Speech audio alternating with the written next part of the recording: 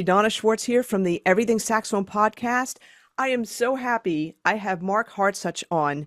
I met him at NAMM 2024. That was in January. I was at the Jody Jazz booth and I was hanging out. I was hanging out with Danielle, and she said, "Donna, you got to stay because Mark Hartsuch is going to be playing, and he's really good." And I'm like, "Okay," and I was so glad that I did. Man, you're an amazing player, awesome person. Thank you so much for being on the podcast. Hey, thank you so much for having me, Donna. And I've heard a lot about you and your music education and all the adjudication you do for different festivals and stuff like that. So it's really nice to be with you today. Awesome, cool. And yeah, you know what? There's so many things I want to talk about. And before we officially went on air, we were talking about a whole bunch of things. I'm like, okay, I just got to start this thing because I hope I don't forget all the things we want to talk about. But you know what I'm curious about, and I didn't see so much in the bios. I want to know how you got started in music. What was your background? And saxophone may not have been your primary or your first instrument. Right.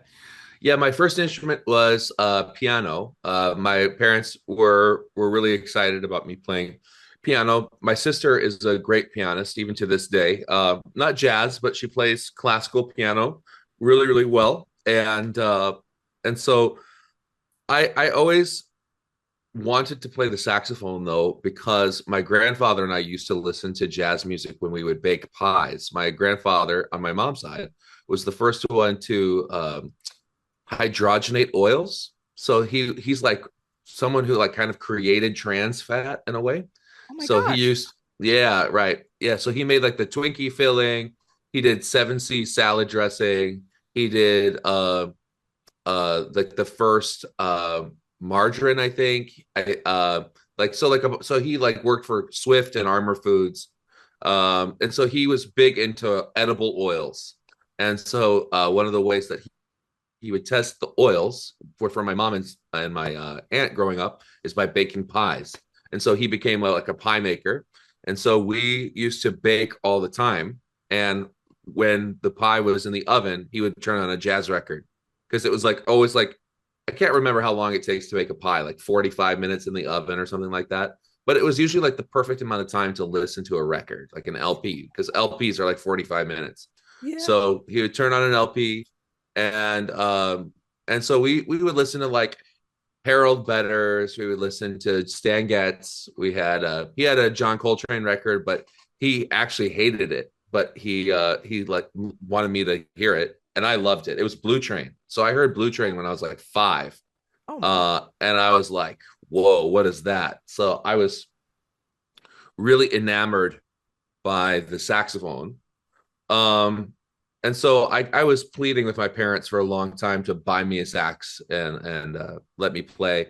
They ended up letting me play starting in 4th grade, and they let me quit piano, which was at this point in my life, I kind of wish that I had continued piano, but back then I was so excited by the saxophone. Around that same time, my mom found out that she had I can't remember if it was stage 3 or stage 4 cancer, breast cancer. Oh man. Uh, so saxophone became like a very much like a place for me to just like pour myself into, music and stuff with my time, as a way of kind of distracting myself from what was going on with my mom. So um, that's why like I think music for me has always been like a refuge, because um, yeah, it's like my safe place, you know what I mean? And so, but I guess just going into like, so that's how I started with the saxophone, but also like I grew up in the 90s too, so like, you know, NSYNC was on the radio and stuff. And like, there was like, I was listening to Stevie Wonder. I was listening to a bunch of other different types of music. But in school, I was that jazz kid. You know what I mean? Like, I remember being like 6th grade and listening to like Gene Krupa and like Buddy Oh, Rich and like, so like I was always the weird kid who was listening to jazz, throughout school and thinking I was like so cool, because I knew all the jazz artists. So yeah. oh my gosh, you remind me of Andy Farber. So Andy and I both grew up on Long Island. He was around Huntington. I was in New Hyde Park, and we had met at, I think it was a workshop that was in Huntington, either Huntington High School or somewhere around there. And Yeah. exactly like you, I mean, he came from a family of jazz artists and stuff, but I didn't meet Andy until I was in like ninth grade or so, but I was s- just amazed at how much he knew about jazz, and he knew like every recording, and he made me a mixtape and of all these things, and it Mhm. just reminded me of Andy. Yeah. I mean, it's to a certain degree, it's all I could talk about back in the day. You know what I mean? Because I was just so um obsessed with music. And sometimes I look back on my old Facebook posts, like the initial Facebook post that I made, like 2009, 2010. And this is not an invitation for everyone to go look at my Facebook, but yeah, like, like it's interesting because like I used to be like listening to John Coltrane's with Johnny Hartman, and feeling cool, like I don't know, it's like it's so funny now because but yeah, I've always been obsessed with the saxophone and what it's capable of, and how it can create so many different voices, just like the human voice, like the difference between a Mark Turner and a Chris Potter and a Donnie McCaslin and a Ravi Coltrane or John Coltrane, Joe Henderson. It's just so amazing how everyone plays the same instrument, like the tenor saxophone or whichever, saxophone, but how different everyone can sound playing the same instrument. This is interesting too, and we're going to talk about this as well, with saxophone and trumpet, because I play both also. I started on Yeah. trumpet. But, we're thinking about that too. I think you could tell, trumpet players, you can kind of tell from their sound. But I'm almost thinking out loud, and I could be wrong too. I think there can be a little bit more variety with saxophone players in terms of how they sound, only because there's more variables. There's the reed, there's a ligature. Whereas with a trumpet, Mm. it's the mouthpiece, it's the horn, yeah, there's the other accoutrements, so to speak, but I tend to think that there could be more variety in terms of how people can sound, and just thinking about it. That's really interesting, actually. Um, Yeah. yeah, let Yeah. me, Yeah. Sorry. oh, no, I'm sorry, go ahead. Yeah. Yeah, I would say one thing that I think is interesting with both saxophone and trumpet sound.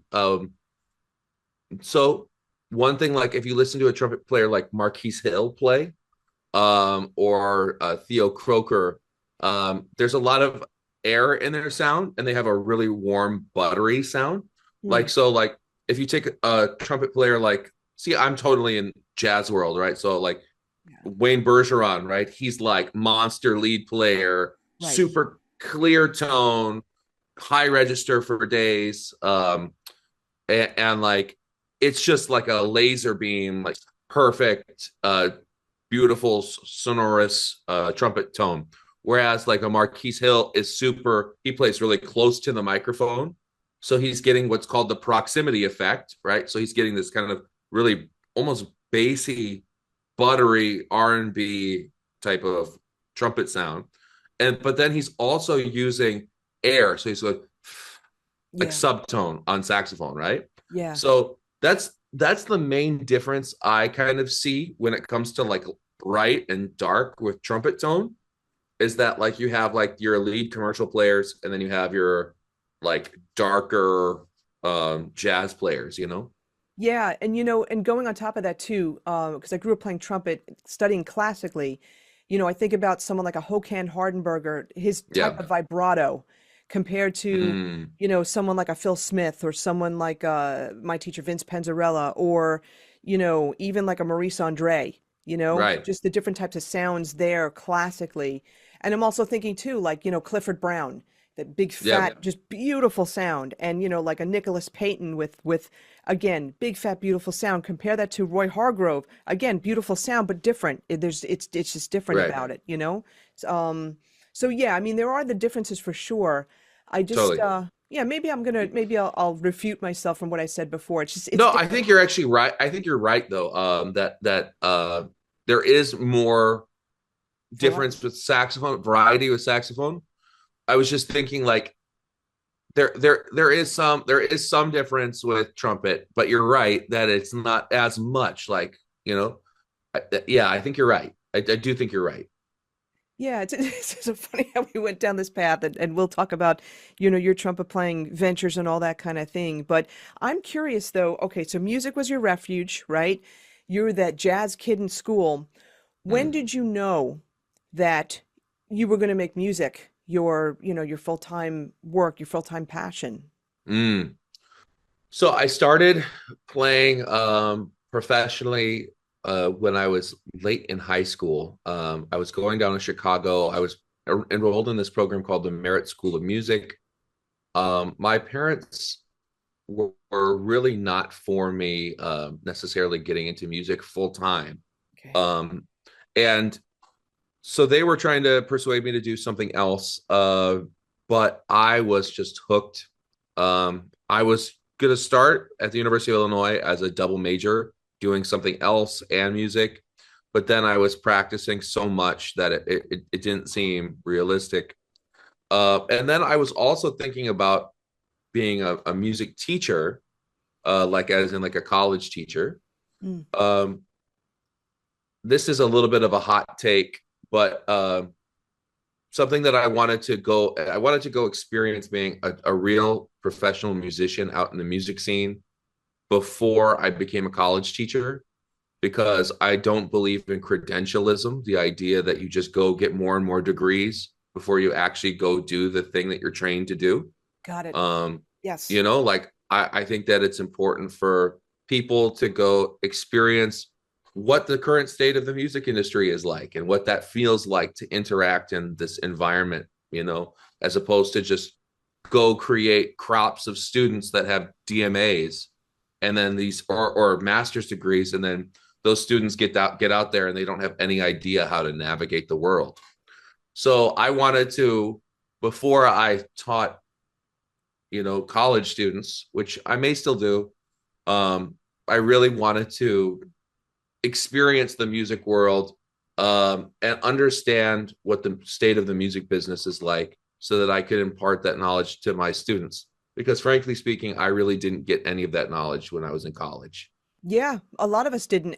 First of all, I love this because I'm a little bit older than you, in the sense that, when I was going to college, the places to go for popular music for jazz were Berkeley, Eastman. Yeah, Berkeley, Eastman. I don't even know about the other side of the country. I wasn't even looking at USC. I don't even know if Miami had started or whatever, but like Manhattan School of Music, those type of places. But there was nothing, and I talk about this so much, there was nothing about like the business of music, right? Until much Mm, later, until we get into like the 2000s. And Berkeley has been doing it all along. But the idea you said of credentialism, that's so interesting because when you think about it, the most successful business people in the world, some of them didn't go to college. They learned it. It's practical, right? They learned it on the streets. They went through it. They suffered through it. They failed fast to move forward. that's And right. so, yeah. And so what you're talking about reminds me of that. And it's so practical and it makes sense. Yeah, I mean, it's so many things, like everything from like being able to create an invoice, doing your taxes, like Yes. how do you connect with people, how do you play a job, like if you're playing a pop gig, how does that going to be different than when you're playing your jazz gig or your fusion gig, or like um like what type of, like I always make the joke about like a guitarist who shows up to like a wedding gig with like the flying V guitar. You know what I mean? Oh, Like okay. it's just like you look totally out of place. You know what I mean? Or if you showed up to a metal gig with like a big arch top guitar, that's like, like kind of like a, it's just like that's not gonna fly, right? So there are certain things that are just certain standards that you have to meet when you play music, and and so for me, acknowledging what those standards were, and then trying to be really laser focused about meeting them, I think was a big thing for me. Yeah, and I'm so glad we're actually talking about this because you also reminded me too when I got my master's at Queens College, CUNY, Yeah. City University of New York, Queens College. When I did that, that was around the year 2000. And that's when Michael Philip Mossman taught a course. I think it was like business of music and stuff like that. I was so grateful for that course because he addressed, not the flying V guitars, but he Hmm. addressed, he addressed other practical things that people needed. And he was the first person, this is interesting too. He had us do reading assignments. And one of the books that we had to read was Think and Grow Rich. Think and Grow Hmm. Rich. And it should be in everybody's library. Everybody should read it. Yes, it's an old book, but yes, it's still applicable to today. But he had Wow. us reading those types of things and talking to us about the practical, areas of being a musician. And he was talking to us about investing our money, about investing in ourselves. So all the things that didn't happen during my undergraduate degree because it was in the Stone Ages and stuff like that, which a lot of schools are now doing, which is great. But it was just an eye opener for me because no one ever talked about that before, And I'm just really grateful to Michael Philip Mossman, who he was the trumpet player, he was the arranger for Lincoln Center Jazz Orchestra, Yeah. tons of arrangements, great guy. Learned so much from him. And Antonio Hart was also on faculty at Queens Wow. College, my jazz history teacher, but I knew him when he did albums with Roy Hargrove, and I was like, holy, I'm in a classroom with Antonio Hart, the most beautiful guy. Had him on the podcast, the whole jazz history lessons and stuff, just beautiful people. But I was lucky, although Totally. this came later in life for me. But, like you were talking about, for a lot of people in undergrad, you don't get that kind of training. And then you're set upon the world. Okay, now what do I do? I guess I'm going to waitress or I'm going to waiter for a while so I can make some money. That's the sad thing about that. Well, yeah, I mean, and I think that well, I mean, this kind of goes into my story after so I graduated from the University of North Texas. I was in the 1 o'clock band at the University of North Texas, and basically, I took two of the guys who were in the 1 o'clock with me, the other horn players, and we formed a horn section, and we started playing in one of the elite event bands in Dallas, Texas, called Emerald City. That was the name of the organization we were playing. We were playing in one of their products called Limelight. And so we were playing like up to 4 nights a week, I would say, playing gigs and coming right out of college, making pretty good money just with one gig. And That's good. we, what was great about these three guys, whom I'll name, Joachim Tofgard on trombone, Daniel Matthews on trumpet, was that we were, I think guys on wedding gigs can get really lazy. You just play down the same charts every week. And, a lot of people that this is how they get into alcoholism too, is that they're just drinking copious amounts of alcohol at the free bar, at the, Oh, yeah. wedding gig and stuff. But we were really focused on like, okay, we're going to write different arrangements of these songs, and we're going to make horn section arrangements that sound really cool and that are different. And we want to be the highlight of every single band we play in. So this attitude of like always challenging ourselves really felt like it stuck out at that time. And we decided to make ourselves a legitimate horn section, which we called ourselves the Dallas Horns. Got it. Yeah. And something um something that for us was great. I mean, I would say that all the North Texas guys that we went to school with were kind of judging us a little bit at that time, because we weren't going down the straight ahead jazz thing. We were Oh, kind of doing like a mixture between pop, rock, funk, fusion, which I don't think was totally in line with the North Texas aesthetic at that time. hmm. Um, so but what ended up happening, oddly enough, is that we were doing all these pop arrangements and then posting them on YouTube and posting them on Facebook. At the time, a lot of them there wasn't the same legalities with posting covers using the original audio for like split sharing revenue on YouTube. So they just would like take them down.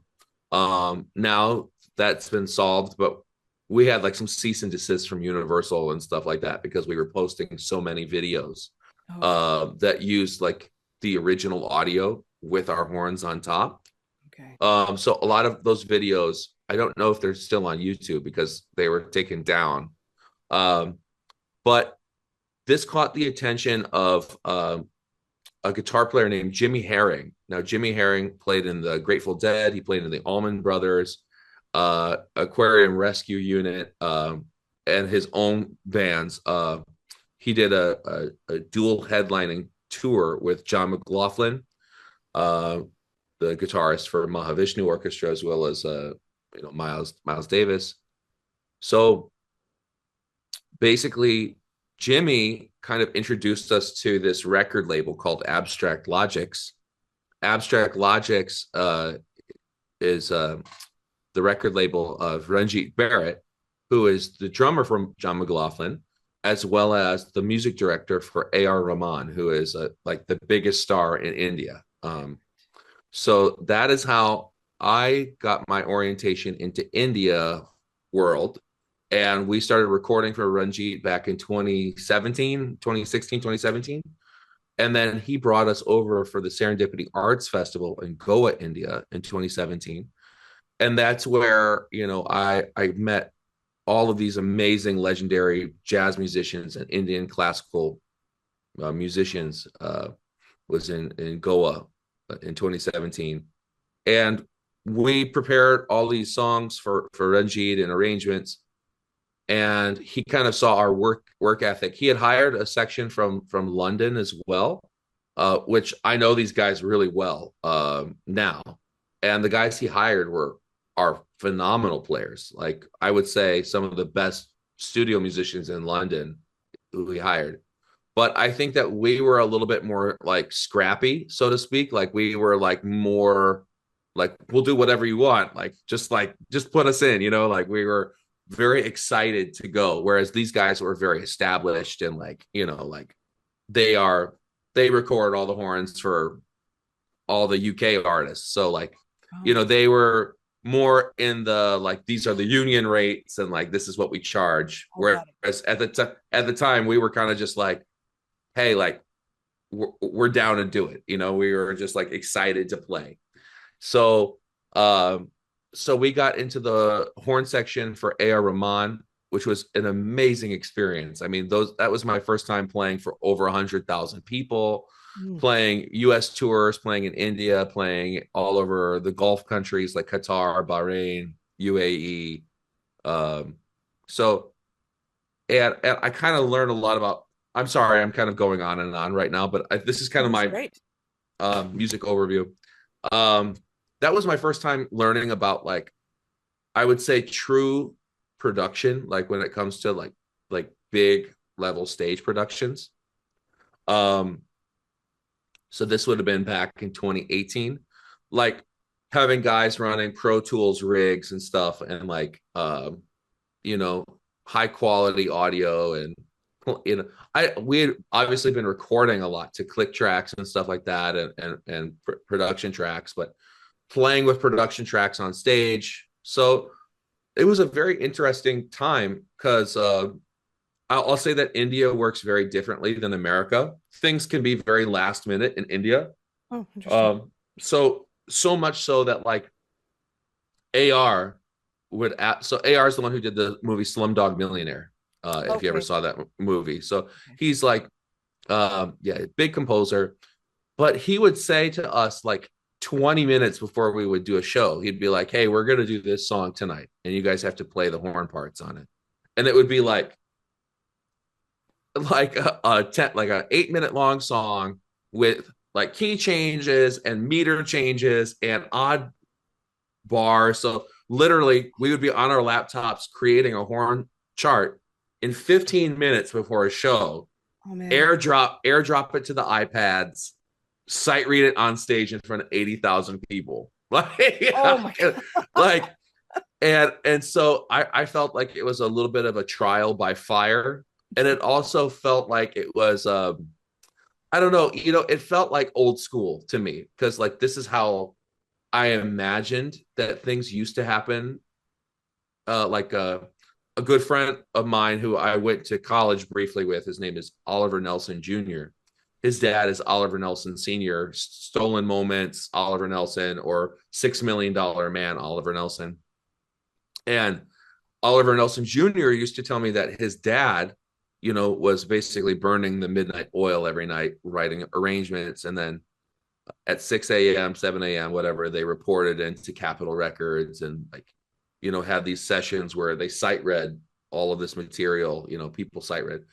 And so to me, that A.R. Rahman experience kind of felt like my version of that, because I really felt like I became a better writer during that time. I should say one other thing, just in regards to the horn section thing, is that I started working with a guy named Phil Lassiter when I was in Los Angeles, California. Phil Lassiter was Prince's horn arranger. And Phil and I, we've had a funny relationship together, but I learned so much from him in music, like my style of horn arrangement and stuff like this, or just learning about like pop horn arrangements, like how Jerry Hay does it, or how the Hornhouse guys do it in London, or how Phil does it. I learned in LA from doing it with him. So that was really, really cool. I can talk more about that later if we want, like about the actual like methodology of making those arrangements. But sorry, I feel like I should, but I could talk forever about this, Donna. So No, listen, no, this is I'll so just pause awesome. here. No, this is I'll pause. awesome because to me this is fascinating. And yes, I definitely want to go down that road of, producing horn parts and all that kind of thing. I just want to backtrack to one thing though that Sure. I'm really curious about. So you've made this connection, with A.R. Rahman and all that kind of stuff. I'm curious though, how different is, because your latest album, Indian Jazz Casual, right? So how Yeah. different is Indian jazz?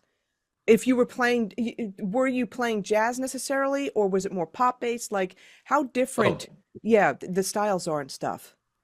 so in India, okay, a couple things. So like when I first went over to India, we were playing like just like straight, like regular straight ahead music, but we quickly realized that there is a much different vibe in India than in America. The way that they swing is different.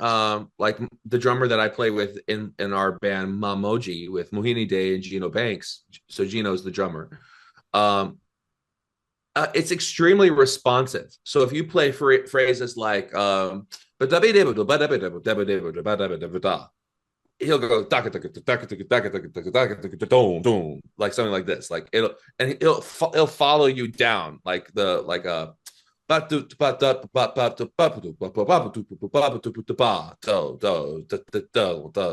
like he'll follow the rhythmic framework of what you're playing. Mm. Whereas maybe in America, a drummer will kind of just be like, "T, da, da, da." Like, so like when you're playing up tempo jazz, like instead of getting into the super nitpicky rhythmic framework of like polymetric stuff, um, drummers in America typically don't do that. So Indian drummers and I would say to a degree, other Indian instrumentalists go deeper into rhythmic subdivisions as a result of Indian classical music training Okay. and conical, like things like this, like Takadimi, that whole thing, Yeah.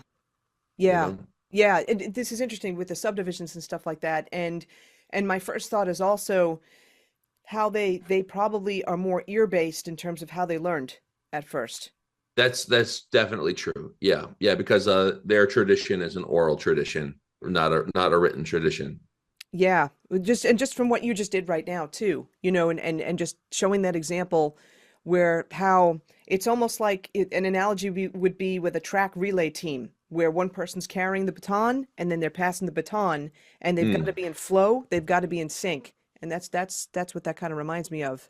Yeah. Yeah. So it's what's interesting is that so that's a very different thing. Like if you go check out my record with Mohini and Gino called Mamoji, it's kind of progressive rock fusion music. I like to think of it as like Animals as Leaders, which is like a progressive rock band with Tosin Abasi.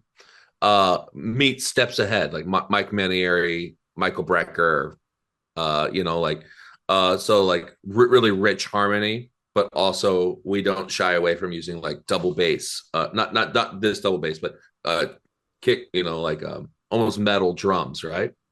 So that is a very exciting sound to me in general. I love the sound of saxophone in progressive rock music and and like progressive fusion, I guess. So but back to your question about India Jazz Casual. So the reason I made that particular record, see, I write music for people, usually not for myself. I write it because there was a bassist who was in town. His name was Guy Bernfeld. This was when I was living in Mumbai. There was a bassist that was in town, Guy Bernfeld. He works with Jesus Molina, among tons of other amazing people. But I basically wanted to record with Guy because I thought he was a really talented person. So I just spent like a couple days. I wrote like 7, 8 songs. I can't remember how many are on there. And we did 2 rehearsals, and then we did a recording session, full day with video. And the reason why it's called Jazz Casual partially is because it was kind of a casual session. It was like a tunes session. It didn't feel too serious to me. But at the same time, I felt it embodied some of the pickup jazz sort of feeling. There was a show that used to be called Jazz Casual in the 60s, I think. That, right. like John Coltrane was on and stuff. So this was kind of my idea, is to film videos and then call it India Jazz Casual, like, because it's like it was like more of a pickup session. What's funny about me with arrangements and stuff is that usually when I write songs, I think that they're really going to be easy, and then they turn out with the musicians that they're really hard. Just listening to some of the songs on that album. So like, for example, when I do the audio for this podcast, in the beginning, I'm going to be featuring Late for Work. And that's an Okay. awesome tune, and that's intricate. It's very rhythmically intricate, I think. And so, yeah, I know exactly what you're talking about because I was watching some of those videos. Yeah, yeah. There's one thing, I'll just say, like, in terms of like the India jazz thing too, like uh there's not too much conical that was implemented in this record. The only examples I can think of in Midnight on Marine Drive, which is kind of like the main drag of Mumbai, South Mumbai, where it's right on the water. It's like marine, right? It's like a marine drive. Okay. At the very end, when there's kind of the false ending, and I come back in, there's a tabla solo, and then they go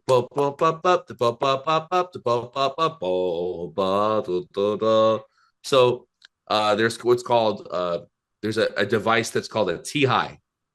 So T high, T means 3, and high means times. So it's literally means 3 times. This is a rhythmic device. So so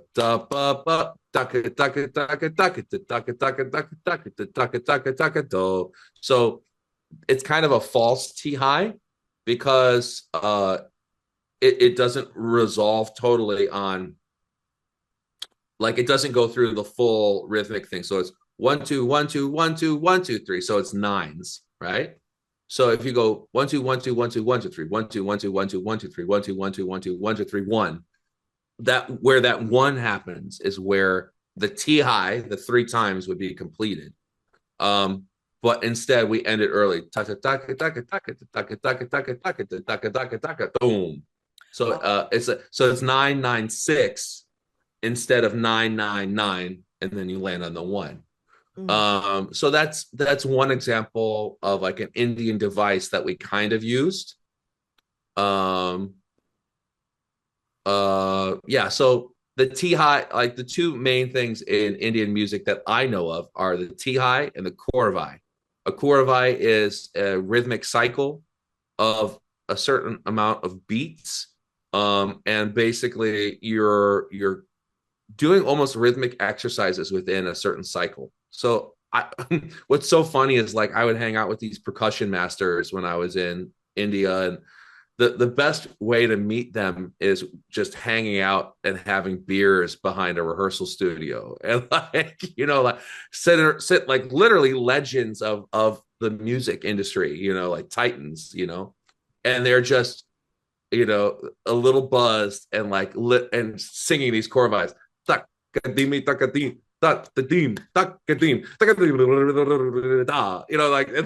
going crazy with rhythms and stuff. Like, so I picked up a little bit of that. I have a little bit of that vibe, the rhythmic vibe, and I understand what they're doing to a certain extent, but also that tradition is so rich and so beautiful.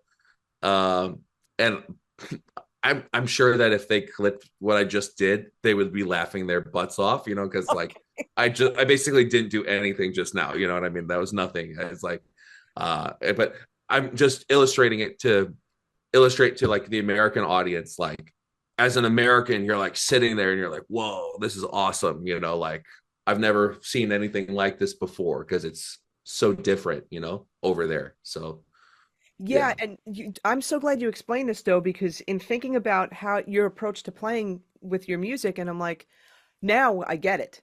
Now I get it Hmm. because all the types of rhythmic patterns that you were just singing and all that kind of stuff, and just listening to some of the videos, yeah, I hear it. I hear when you're playing, and I'm wondering, you know, let's see, how long, I don't know if this is the right question, but how long did it take you to get comfortable with this kind of style? Because it's more advanced rhythmically, like you said, it's more advanced rhythmically than what we do here, in America. There's no question about it. And how long did it take you to get comfortable with that kind of style?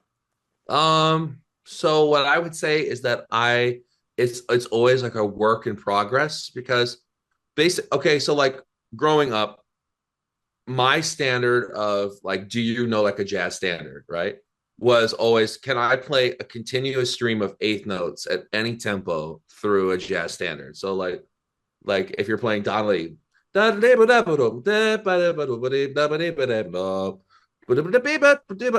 putting triplets in there. I shouldn't have done that. So like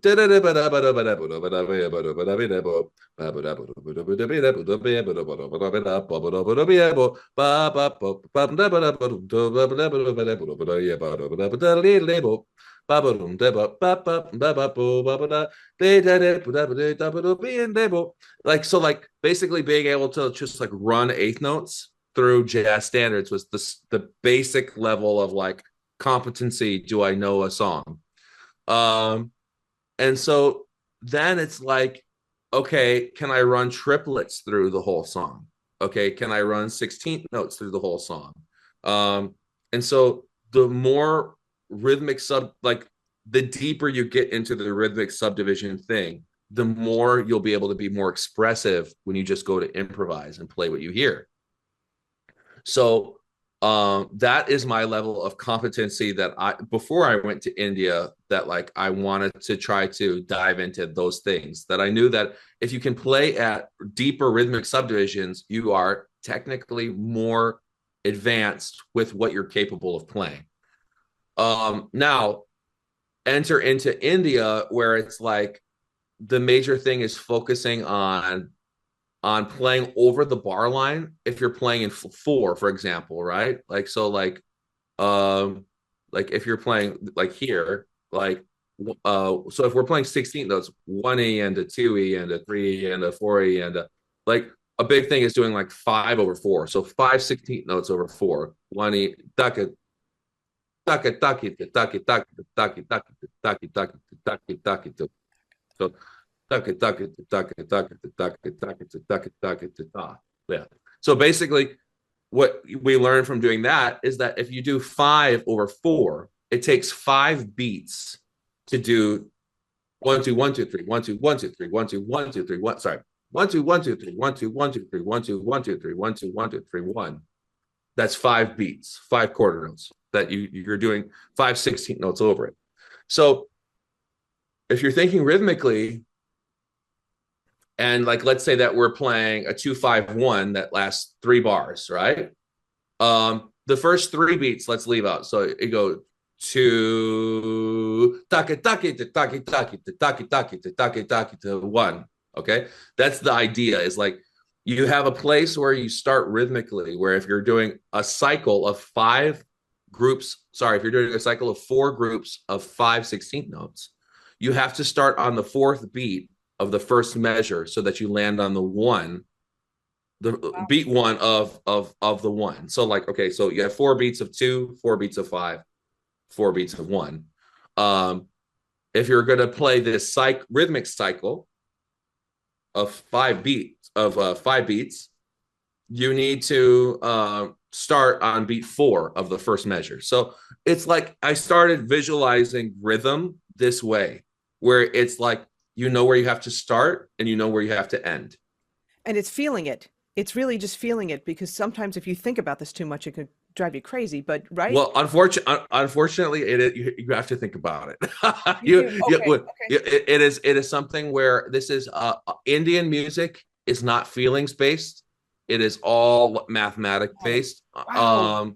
And so I would say that that's why I like my understanding of the music. It's like I'm like totally like pranam to like all of my gurus, all my masters, who are much further along in their journeys than me.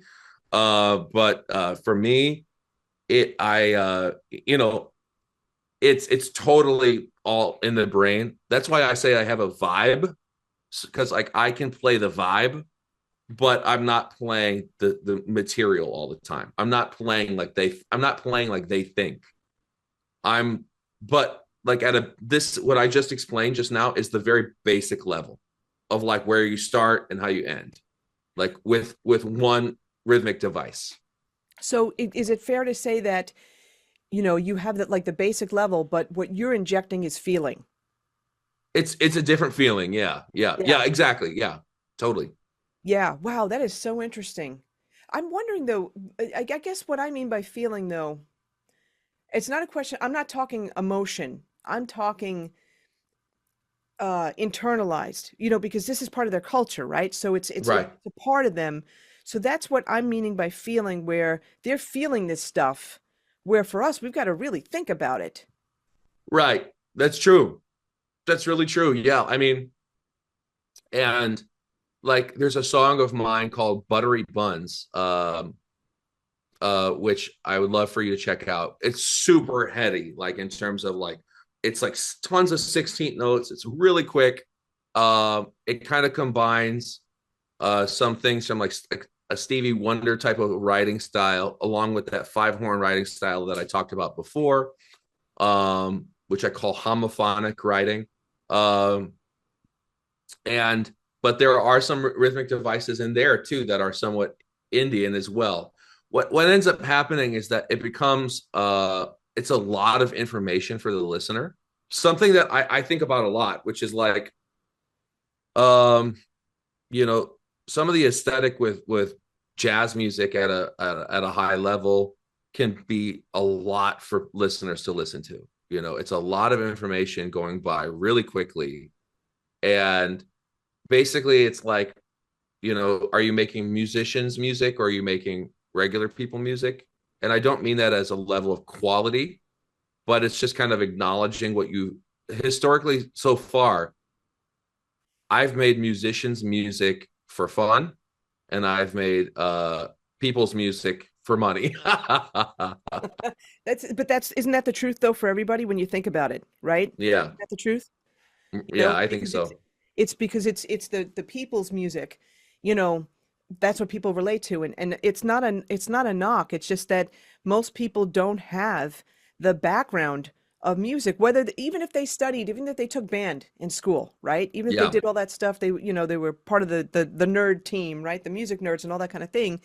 They still, unless you go deeper into this, they don't have that level. I don't want to say level of appreciation, but musicians' music, it's meant for for musicians to appreciate, But when you're talking about pop music, the fact of the matter is people want to feel good. They want to Right. dance, or they want to feel something. You know, if it's a sad song, they want to relate to that. They want and relate to it in the sense of not just relating to the singer, but oh my gosh, yeah, that reminds me of something that happened to me. Whereas when Right. you talk about the heady music, it's a different ball game when it comes to that. Totally. I often think about like like I remember one of my there was a famous piano player who made a joke, and he's like, he was like, if you're trying to pick up a girl, and you're like, hey baby, check out these chords, and like he's if I said his name, you guys would know who he is. I'm not gonna say his name because it's not the best story, but he like played all these chords and stuff, and he's like, yeah, that's really cool, right? And then he like made a face. He's like, as in like the girls wouldn't really be into all these chords. And then he like played like Wonderwall on the piano. He's like, this is what they want, this is what the ladies want. And I always thought that was just so funny because it's so true. Like even when I play saxophone and stuff for people in a club, like after playing a super serious set of jazz music, there's inevitably someone that goes like sexy sax man or like careless whisper and stuff like that, like that's just, and I just take it on the chin, and I engage with that stuff. I don't mind, like I don't take myself too seriously, so but it is really true about just, I mean, this is the internal battle of the musician, is like you train yourself so long to play music at an extremely high level, but then the music that you're required to play by the culture is at a much lower level. And so how are you going to manage maintaining your music education at a high level of proficiency and competency, despite the fact that all you're being asked to play is superstition? That's a great point. And here's the other thing I'm going to add to that too. When you're trained as a musician, and let's say you're a classically trained musician, right? So your Mm, proficiency is in reading, it's in expressing the dots on the page and bringing life out of them. But then you're never taught to use your ears the way a jazz mm, musician uses. And then totally. now modern composers, classical, I'll call it classical composers for lack of whatever, but are asking classical performers to improvise, and they're flummoxed because that's not what their training is. Whereas with jazz musicians, you're getting deep into bebop and different styles and all that kind of thing. But the fact of the matter is that the public has not had that appreciation. They have not had Mm, that. I don't want to call it training. It's really appreciation. You know, yeah, makes I it agree. difficult. Well, and in the 70s and 80s, I should say they instead of we, because I wasn't around yet. They had saxophone solos still in Billy Joel songs, and in I in the remember them. pop. Yeah, Yeah. and now, I mean, in the pop culture, really trap music. I wouldn't even say rap music, but trap music is the main thing. And if you listen to a song like WAP by Cardi B, there is no melody, there is no harmony, there is only rhythm. And so these are the three things that used to make up songs: melody, harmony, and rhythm. There are lyrics and there are rhythms, but there's actually, I think there's one sub. Oh, so that, I think that's what determines the key. So, but yeah, I mean, music has changed. What people are listening to now has changed. Like when I'm going around Nashville, it's either people are listening to four chord country, or they're listening to no melody, no harmony, rap trap music. And I'm not trying to say that it's a bad thing. It's just that, yeah, like you said, the culture, the society is not really informed anymore on, I mean, even if you listen to like the music of the 80s and 90s, there were still like chords in music, like really great chords, like Yeah. Yeah. and, Great and like a melodies. a lot of color in the chords. You know, you would have, especially in the 80s, you would have these like like in a Toto song or something like this, like suspension and chains, like, you know, like really interesting harmonic devices where they're doing like you know, a sus2 and then going to like a major chord, or a sus4 going to major. That was like the sound of the 80s, you know, is like these like kind of like sussy voicings, even in pop music. Now, if like you would never hear that. And I think part of it is because of the copy and paste paint by numbers producers that are out there now that don't know anything about music. They're just using a splice. They're finding things that they like. They find a beat that they like. They find chords that they like. They find a bass line that they like. They just drop it in. But they're Yeah. not like over here at the piano thumbing things out. It's just like Yeah. it's a total like paint by numbers approach to making music, and unfortunately that's not going anywhere. People would rather make money from day one making music rather than take years to find out what the building blocks of the music are to make it. So You know, oh my gosh, wow. I'm so glad just the way you said that too. That is so true. And listen, think about it this way. Isn't it interesting how those songs from the 80s and the 90s and even before the 70s, how that keeps coming back? Like, for example, last night watching The Voice, right? And this one person on Gwen Stefani's team, every week he sings a total different style of music. His name is Van Dan. And he sang Dust in the Wind. Kansas is Dust in the Wind. Now, to me, like these types of songs are timeless, you know? Oh, right, I think of like Journey, you know, Faithfully, you know, Don't Stop Believing. of These course, songs you could still listen to, you know, because they had substance to them. Yeah, it's pop music, but still they had substance. And the lyrics for Dust in the Wind, right? You know? right. And then you think about, okay, what songs are out there today that have that kind of substance? There are a few. There still are. There are a few. I'm just thinking about it, but it's not at the level, I think, that was happening in the 70s and 80s. Well, that's right. Even like, and there's so much of an appeal, like, because I think of the counterculture of like of trap music being so big. You have literally Dua Lipa's last record is called Future Nostalgia. Hmm.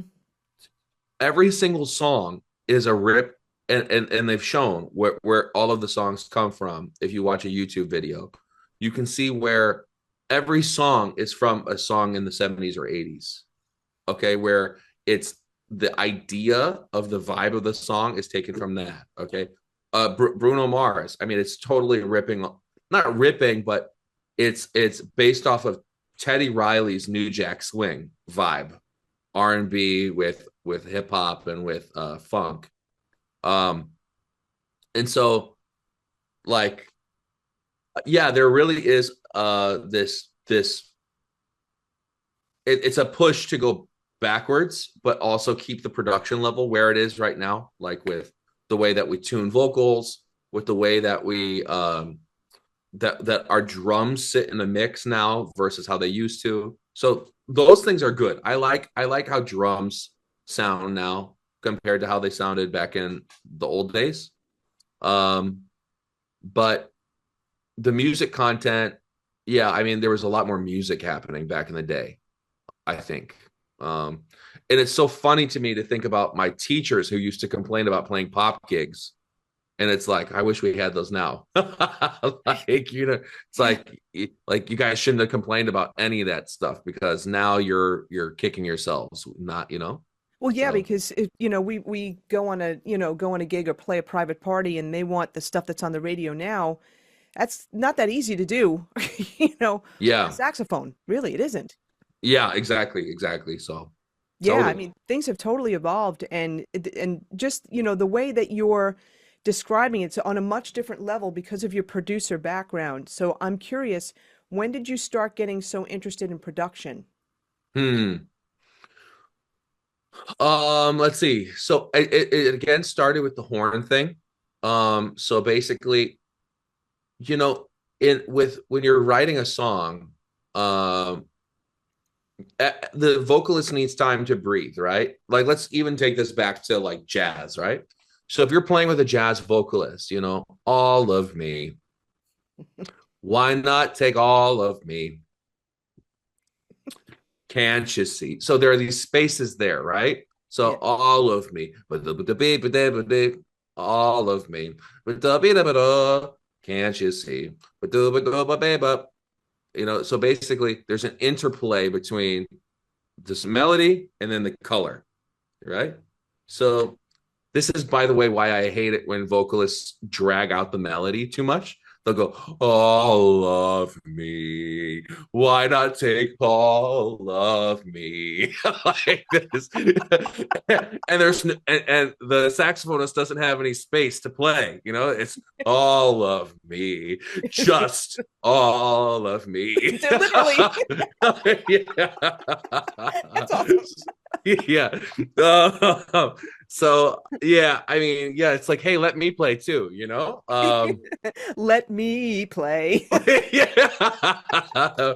Really, yeah. Uh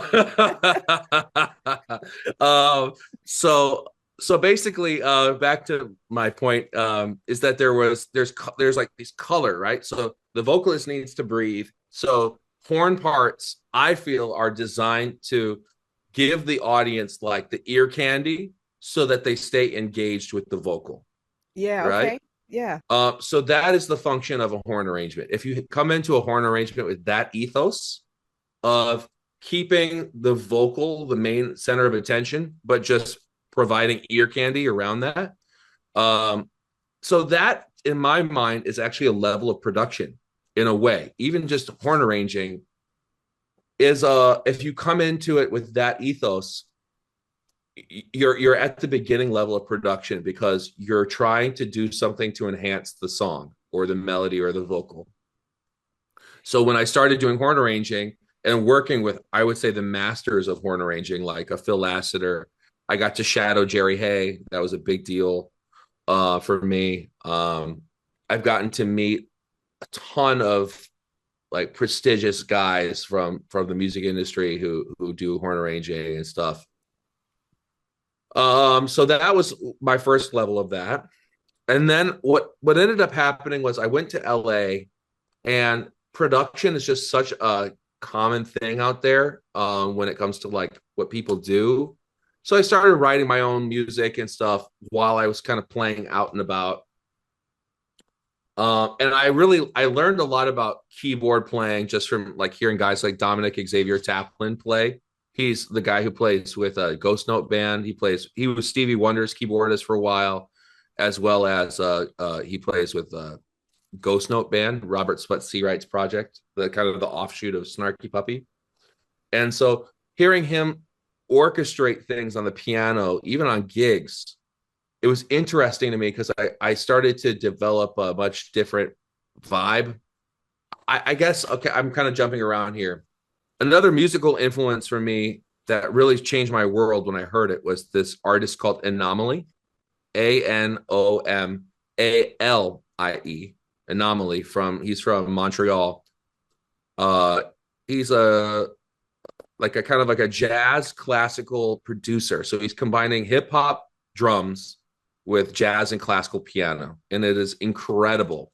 It's just like ear candy, perfect mix, perfect everything. You listen to it on a hi-fi stereo system, and it literally feels like you're like high because it's like, oh my gosh, this is amazing. Especially for someone like me who like, you know, I have an understanding of harmony and like and I'm into pop production. It checks all the boxes for me. So when I heard this, and then I guess I have a good friend, Jordan Geen.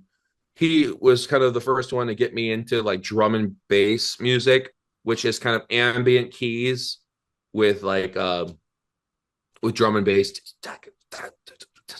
like this stuff. That was really exciting for me. So, anyways, fast forward, I'm living in India. I had just gotten married. And basically I wanted to do a project with Mohini Day and with Gino Banks.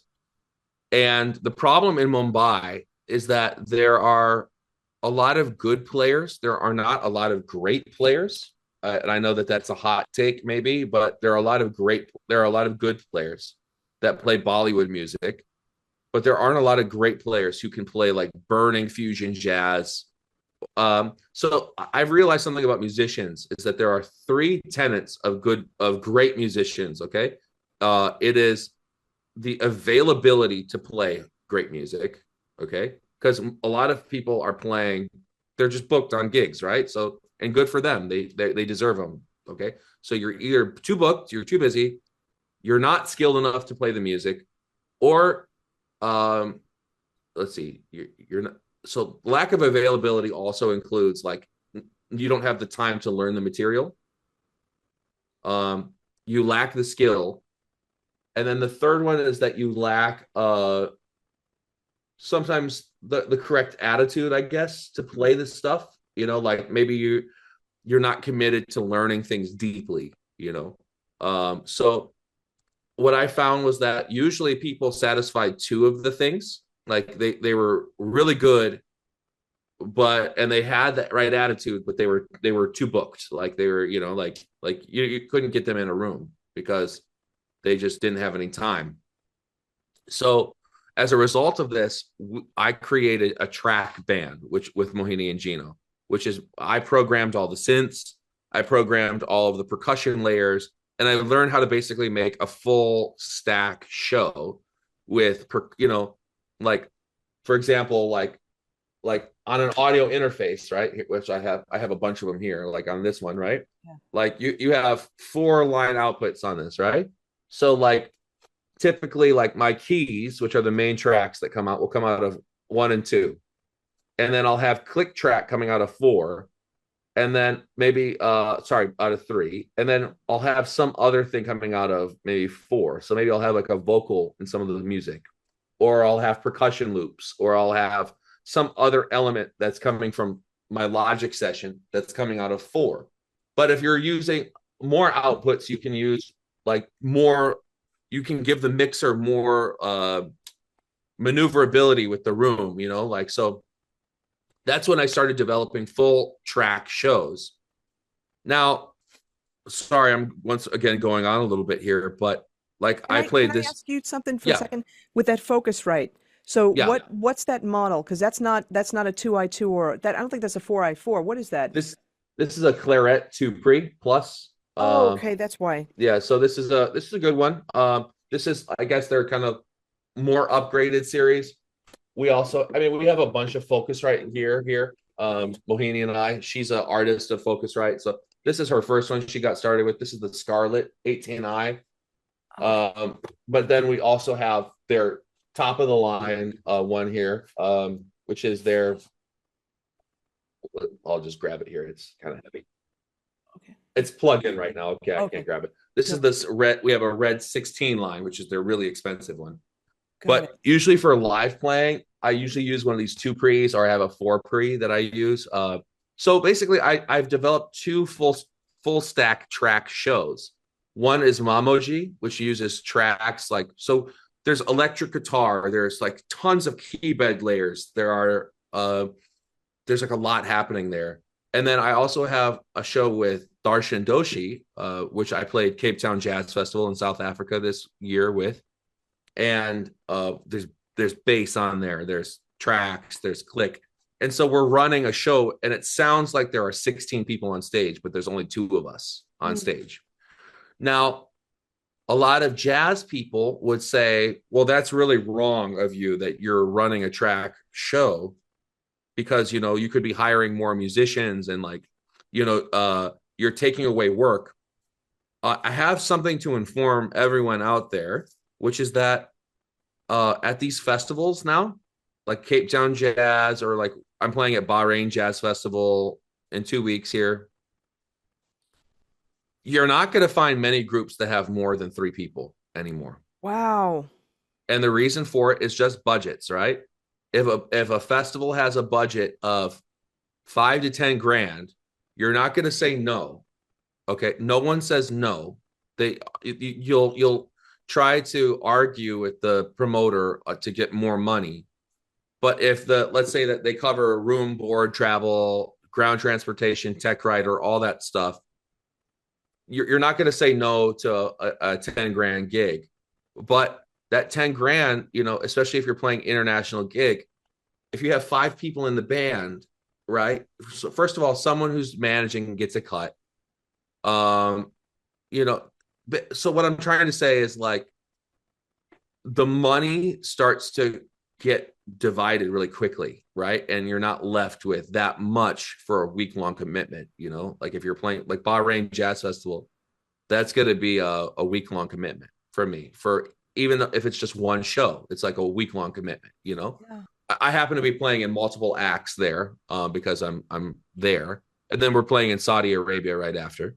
But it's not typical that I'm booked like that. It's usually one show for a week, and so the only way to keep costs down and to keep a basic level of livable income while you're playing these festivals is to play in trio, duo, or maybe quartet setups.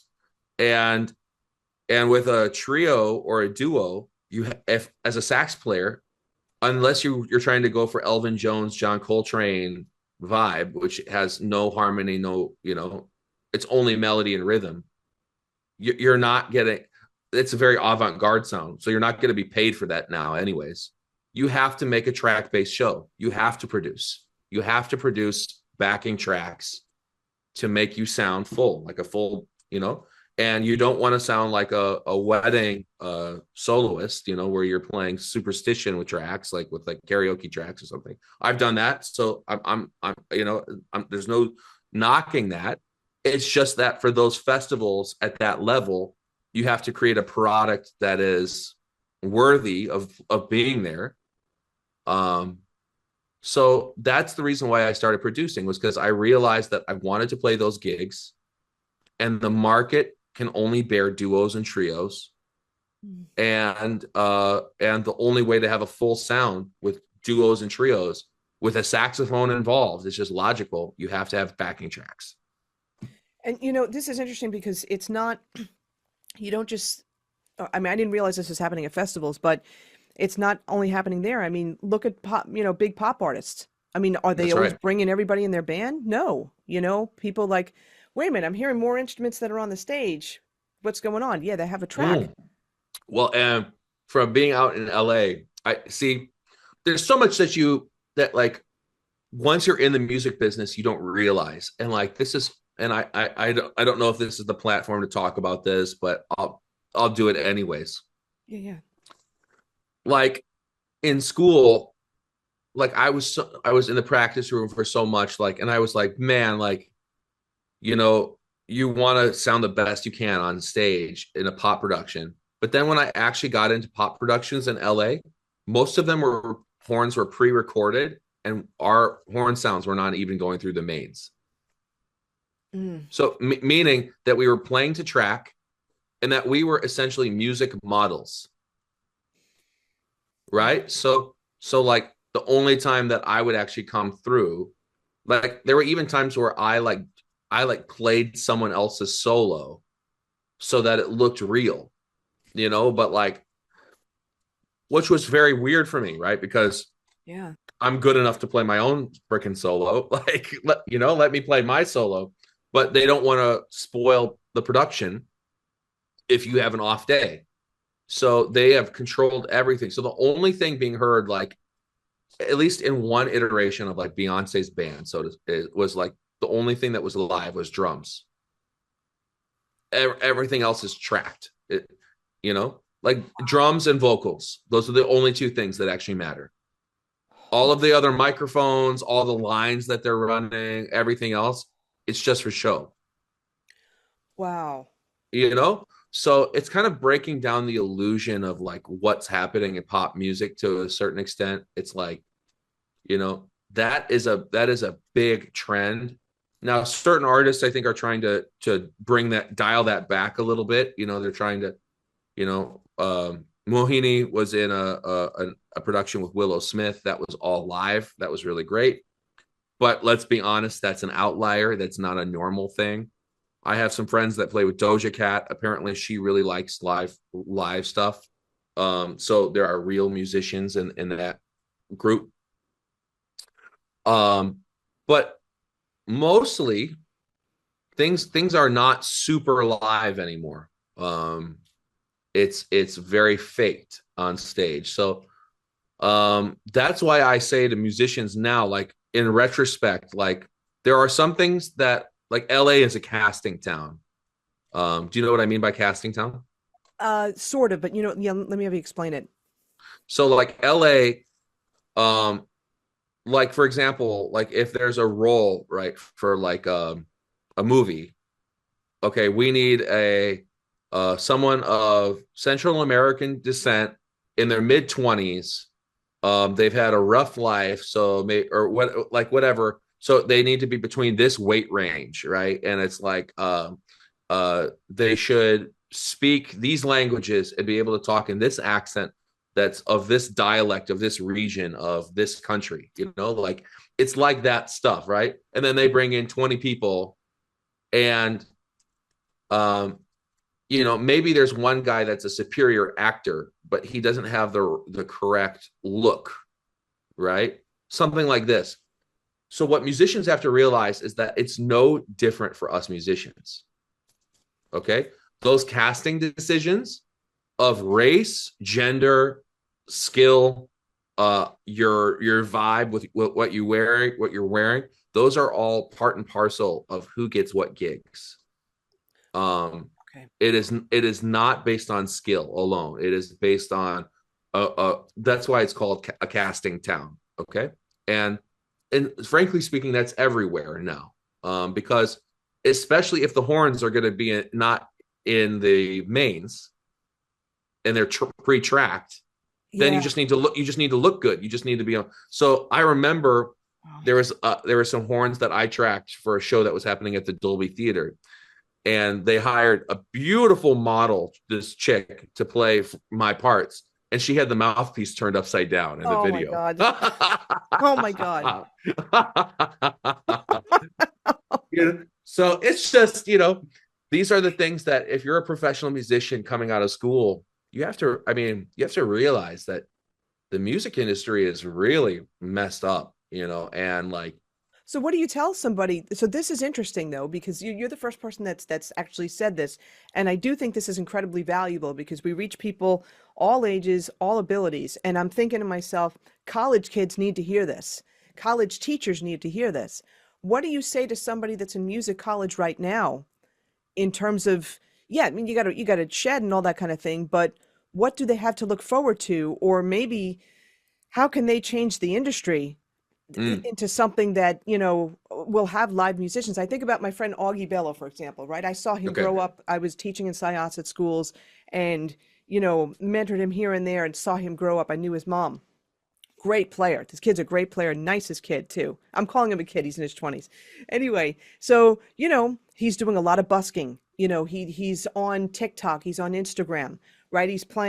He's adding sax parts that sound really great, great to like right, pop music and stuff. He's doing really well. He's kind of found a little niche with that. And other people are like kind of following that too. You look at Leo P, right? And Grace right. Kelly, who's a phenomenal player and singer, right? They have their two saxy type of thing going on there. But what do you tell music students today? Hmm. Oh yeah. I'll just say something about the names you mentioned too, like Grace. Like, what an amazing player. You know, but it's interesting to me too with Grace, right? Because like she played with like she was basically what's his name? Why am I forgetting it? Phil She was the Woods? protege of Phil Woods. Yeah, exactly. And like they made all these records together, and um you know, I would be so interested to talk to her someday about her journey. Like she's played with Corey Wong and she's played with tons of people, and she's really taken on this like pop jazz thing. Like it's not full pop. It's not like smooth jazz. It's like I would consider her a pop jazz saxophonist now. But yeah, I would be interested in her journey as well because she's fully embraced pop jazz into her ethos, but she came from a very heavy bebop background. So I'm interested in her development. Um, I really respect her a lot. I think that what she's done in the industry is great. Monster musician, great person too. Totally. I'll introduce you guys. That would Uh, be awesome. yeah. But to your question, what musicians can do? Okay. First of all, I talk about these things which are the basic, like I had my things about, okay, how do you, when you're learning jazz, like what are the basic tenets of like getting a song down and feeling like you know something, right? Because a lot of this is subjective, like subjective opinion, like, oh, I can play the melody, oh, I can play the blues scale through a song, like do I know the song? Not really, not yet. You have to be able to play exercises through a song and be able to play it in some different keys and stuff like that before you really know it. In the same way with overall competency as a musician out on the music scene right now, um, so you have to make the decision whether or not you want to go in a performance route or an education route. I think that's the first one.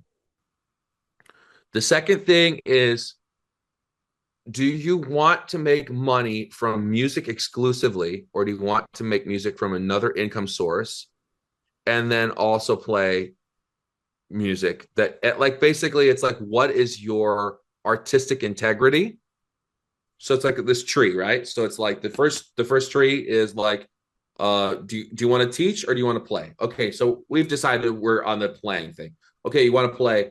Do you want to do artistic music and make money otherwise in another way? Or do you want to play every type of music and maybe do your thing on the side as well? Okay, let's say that for the sake of money reasons, that most people are going to say that they don't want to work a day job and that they want to try to be on just the playing side. Okay, cool. That means that the first gigs you're going to get into as a sax player are going to be wedding job gigs.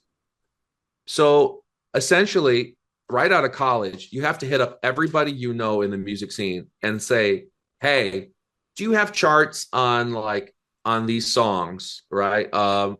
I just want to see what you guys play on, like, like, for example, even the way people play like a song like Superstition is different between different bands. Some people play da ba da ba ba da ba ba ba ba, or some people play ba ba ba ba ba ba da ba ba ba ba. Like literally the phrasing of a single horn line is different between every band. And Yeah. so, like, so it's like, okay, getting the information, not only do you have to learn a song, but then you also have to be aware of like what other people do differently so that you can adapt. Okay, so that's cover band, right?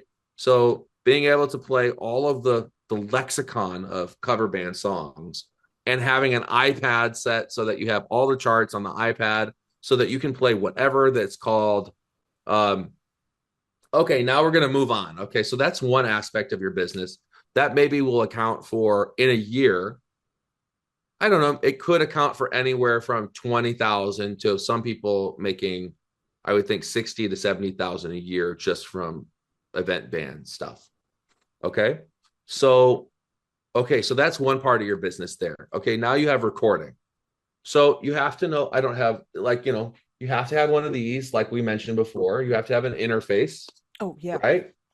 You have to have a decent microphone. You have to know how to use a digital audio workstation like Logic, just to record yourself. Okay. Now, I was going to talk about the 5-horn arranging thing, basically, like, you know, um, when you're arranging horns, the best way I found with pop horns, like for like a Michael Jackson type of horn sound, which is Jerry Hay was the arranger for Michael Jackson. He had 5 horns. He had trumpet 1, trumpet 2, tenor sax, trombone, and bari sax. Okay. So 2 saxes, 2 trumpets, and a bone. Okay. And it's always in this way that essentially you have the trumpet 1 and the bari doubling. So it's octaves. Okay. And then basically, typically on the downbeats of it'll be so like in like can I talk a little harmony real quick? Yeah, absolutely. Absolutely. Okay. So like let's say that we're going from a C chord to a like we have a C chord on beat 1 and we have a D minor chord on beat 2, okay? If I want to play eighth notes, okay? I can put an extra chord in between C and D minor on the and of 1. There are a couple options for me to do that. I could play a C sharp diminished. That's called a passing diminished chord, right? Yeah. I could play a secondary, secondary dominant, which would be C going to A7, going to D minor. I could play C going to A7 over C sharp, going to D minor.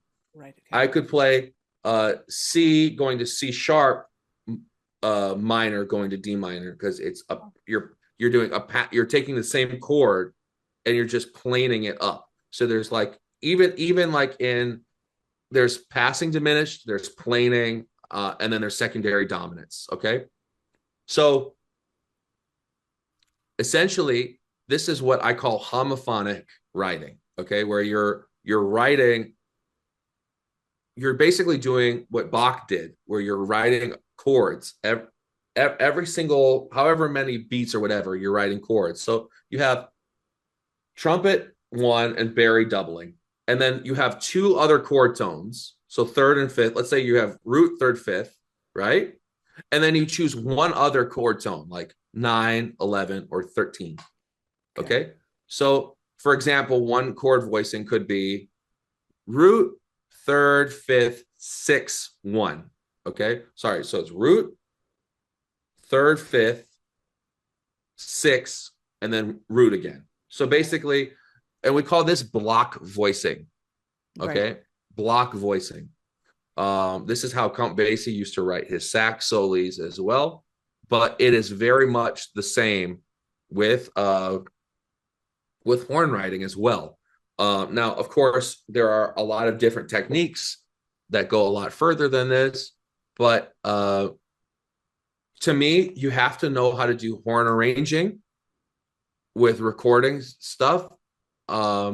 See, I'm a kind of a completionist guy. I think you need to know everything these days because the money in music is just so little and few and far between with gigs and stuff. And it's like, you got to know everything. So I think that knowing how to both arrange in Sibelius or like Dorico, I guess now finale is not really a thing anymore. Yeah. Being able to write out parts so that you can have them on the spot, that's important. But then also being able to do on the spot horn arranging where you're just stacking, like the way that vocalists will stack, you stack horn arrangements. So I do that all the time. So that's the second thing is the recording world. So, and then obviously getting into production, it's like, okay, your jazz stuff, like what I do right now is not that helpful for making money like fast because I produce insanely hard jazz music and jazz fusion stuff. But like what I should start doing more is producing more pop vocal stuff. And use my skill set to do that because I know I'll make more money doing it. But I just have a deep love for what I do. So it's like, it's hard to get away from that. But yeah, so production, knowing how to like not only use Logic Pro, but like I had a friend, so I'm not advocating piracy, okay? But what I want to say is this. I have a friend in LA who's a major trailer composer. He makes like movie trailers. And he told me, he's like, every music student needs to have access to every single audio tool from the beginning. Because if you don't have access to everything, you're going to be behind the curve. But those audio tools, if you purchase them outright, cost thousands and thousands and thousands of dollars. Yeah. So I said, I don't feel morally correct about this because I don't like the idea of stealing intellectual property. I'm trying to be a moral person and ethical in my life as much as possible. But what he told me was, he's like, I tell you what, he goes, what I did was that when he started making money off of the products that he was using, he bought all of them, but he learned by using pirated software. Now, I'm not advocating that. I'm not advocating that at all. And on this computer I have right now, I do not have a single pirated software because I've learned all the tools. Like I went through all of the Waves plugins. I went through all the Fab Filter plugins, Sound Toys. I have Arturia, Spectrasonics products. I have all these audio products that I've learned. And I also have, gone through Output and Slate and all of these other products. I found what works for me, and I purchased those products on a Black Friday sale after I learned them. And then I deleted everything that I didn't need. I deleted all the stuff I learned on. So yeah, I will admit I pirated stuff to learn on. I never made money off of it. And then I only make money off of stuff that I've purchased. So I know that that sounds really bad that I'm advocating pirating, but it also is like you need to learn everything. You need to learn what audio tools are out there. Yeah, And and the only let me ask you something then, with regard to that, and I get you because you're practical, right? Um, do these there you see a lot of, commercials for like community music schools or whatever, music production places, music production schools. Do those music production schools give students the experience on all these different audio tools, or do you think that they're lacking also? I think that the major issue with community music programs is that typically there is something that is like I don't know how to say it exactly. I try to be a kind person, but also like I want to be political and not incorrect in how I say this. Like, the thing is that like if you look at like a Phil and Gaines, you know what I mean? Like keyboardist for Michael Jackson, right? He has done some master classes and whatnot, but he's been so busy because of his work that he doesn't really teach that much. And it's like there are really great teachers out there, but it's like a lot of people who only do production don't really know anything about the music side. They just like it's really those old guys who like were the classic producers that know how to do kind of everything, with music, but a lot of the current production guys are only focusing on expediency and like getting stuff out quick and not old school production. Like I've learned a lot because, I've been married to Mohini Day and, she's told me a lot and shown me the studio when like she does this project with Simon Phillips.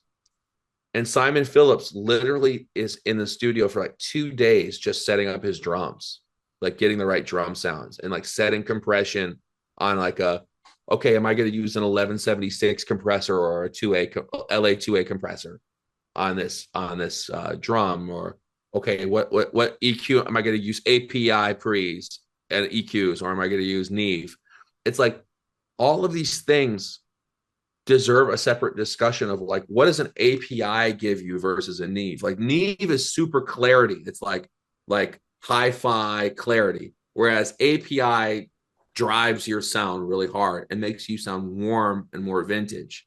So for me personally, depending on what record I'm doing, I can say whether I need more of an API sound or if I need a Neve sound. Now, a lot of saxophonists just go into the studio and they just are happy with whatever. Oh, looks like a cool mic. Oh, it's a big mic. Oh, it's a great mic. Okay. And then, and oh, hey, this sax sounds great. Cool. And that's it. It's kind of plug and play and all good. And that's fine. But also, I don't know that too many sax players are really aware of the tools that we have. And like, let's say that you get into, you have all the plugins and all the software. How many people actually know the difference of what they're trying to emulate in the first place? Like how many people know the difference between the sound of a Neve 1073 and an API? Okay, you have a Manley Vox box at the studio. Okay, well, why are you going to use that instead of just going through a normal preamp? Like, or you know what I mean? Like, what are you trying to achieve by using an LA2A on a vocal versus an 1176? And it really, I'm not just trying to throw out these numbers. It's like, like an LA2A is to just smooth out the top end of the vocal, whereas an 1176 is to give deep compression, like really deep compression to squash the vocal for certain types of music. Like, and it just, it really depends, and what you're trying to achieve. And a lot of people, even some master producers put way too many plugins on their session. There's no reason to be putting so many EQs and to be doing so much work. There are plugins out there like Soothe 2, which basically control transients, which is like saxophone has quite a few transients where it's kind of odd parts in the sound, right? Okay. And so what Soothe does is it controls those transients and it basically removes them. But what happens is that audio engineers get overzealous when they are using Soothe 2 and they kill all of the sound. They kill the character of the tenor saxophone in particular, because they want to control it. And so you go from a source recording that was really great to a mastered product which sounds like characterless.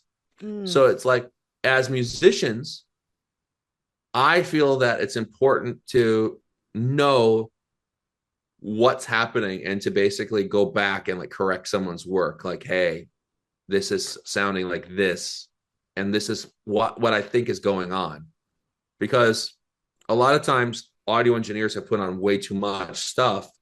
And if you don't know the first thing about audio stuff, you'll just be beating yourself over the head because it's like, I can't tell you why what's happening is happening.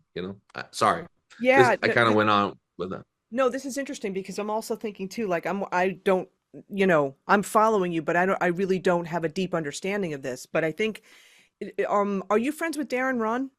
Have you? Because No, Darren, okay, I think we've run into each other maybe, but not close friends. all right, yeah, because Darren, he's based in Colorado. He's a Jody jazz artist. He's a wonderful person, wonderful player, mostly contemporary jazz, all that kind of things. He produces people, all that kind of stuff. Yeah, I'll definitely introduce you guys. But That'd be awesome. yeah, you guys would have a great conversation. But the thing though that you're saying to me, things are so, well, times change. I guess we all have to adapt.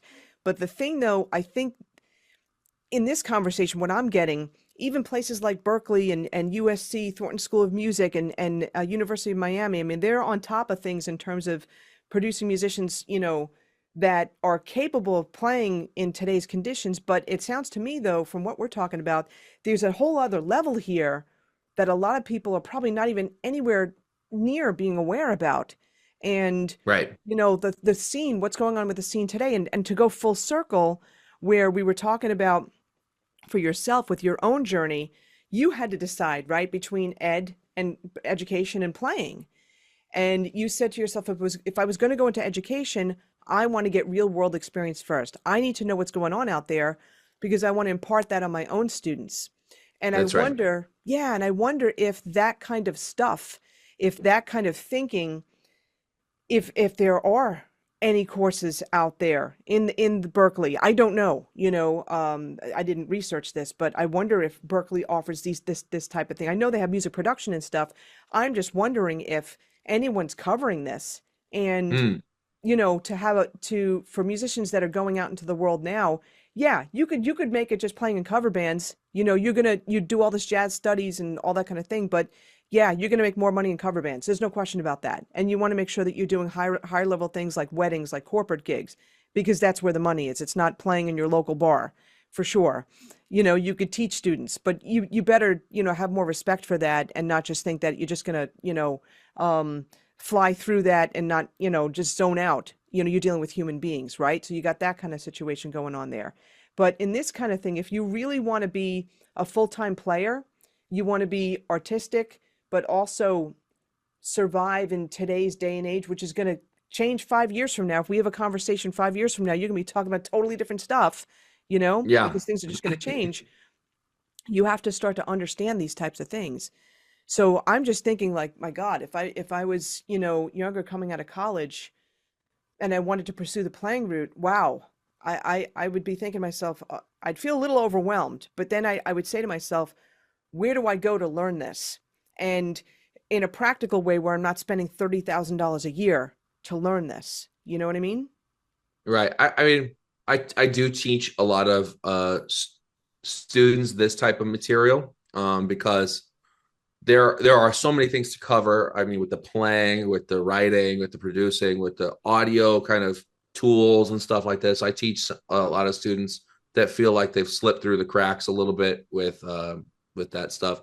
It's not something that I'm actively like marketing for. It's just that I know that I'm good at teaching this stuff, and I'm good at giving general information about what I specialize in. Um, my thing that I would say to people is it's like, especially for like, we all have to make money every day, pretty much every day. Okay. And especially as a freelancer, like if you're not making a certain amount of money, this is another thing. In 2024, I would say that if you're not making like minimum wage, right? If you're making like $15 an hour, right? And you're working an 8-hour day, you're making only I mean, gosh, you're yeah, you got $120, right? Really, to survive today, you need to be making, I would think, at least 250 a day, at least, right? With whatever you're doing. Like, Yeah, depending on where you live too.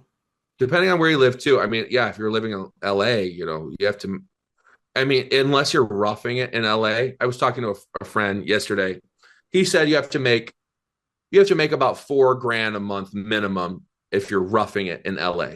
So Yeah. $4,000, you're making right around that $150 per day if you're working every day, out of a month, that's not ideal either. You want to be taking some days off just to rest a little bit. So basically you have to figure out like, okay, can I make, let's say that in wedding gigs, the rates have not really, where are you based again, Donna? I'm actually in Los Angeles County, but I'm originally from New York. So, Okay. yeah. Gotcha. So like in LA, when I was there, I could pull in anywhere from, is it okay if I talk money? Yeah, yeah. Okay. For certain wedding band gigs that I was playing, I could pull in the bass was kind of like around 350, but then with some of the luxury bands, I could pull in about 1,000. Okay, so the spread is huge with what band you're in. And so like, okay, let's say that you have one or two of those a week, maybe, but usually it's just one that you have now. At least that's how it is for me. Um, you still need to, you're kind of, you have to figure out where the math goes, for the average person. But for me, writing and creating gigs for people and like producing is like what I do instead of watching TV. To me, that's my leisure time. Like I'm still working, I'm still doing something that but it's something I actually really enjoy. And so like to me, like when I got the opportunity to play Cape Town Jazz Festival, it's really fun. But it's almost to me more like going to a conference, like where you're spending money. Because if I was at home doing pop things and doing what I would normally do, I would make more money just staying home. Yeah, that's very true. And it's also, if you just take a left turn for a second, think about, you know, you have to be such a big name like Taylor Swift in order to make money on tours. I have a lot of friends that tour blues music and all that kind of thing, and it's tough. They let's say they have a date in LA, they're LA based, they have a date in Florida. You've got to make up on that trip. You've got to find gigs on that trip to make up for the travel, for the time, and all that kind of stuff to make it even worth it to go on tour. And these gigs aren't paying a tremendous amount of money either, you know? No, Yeah.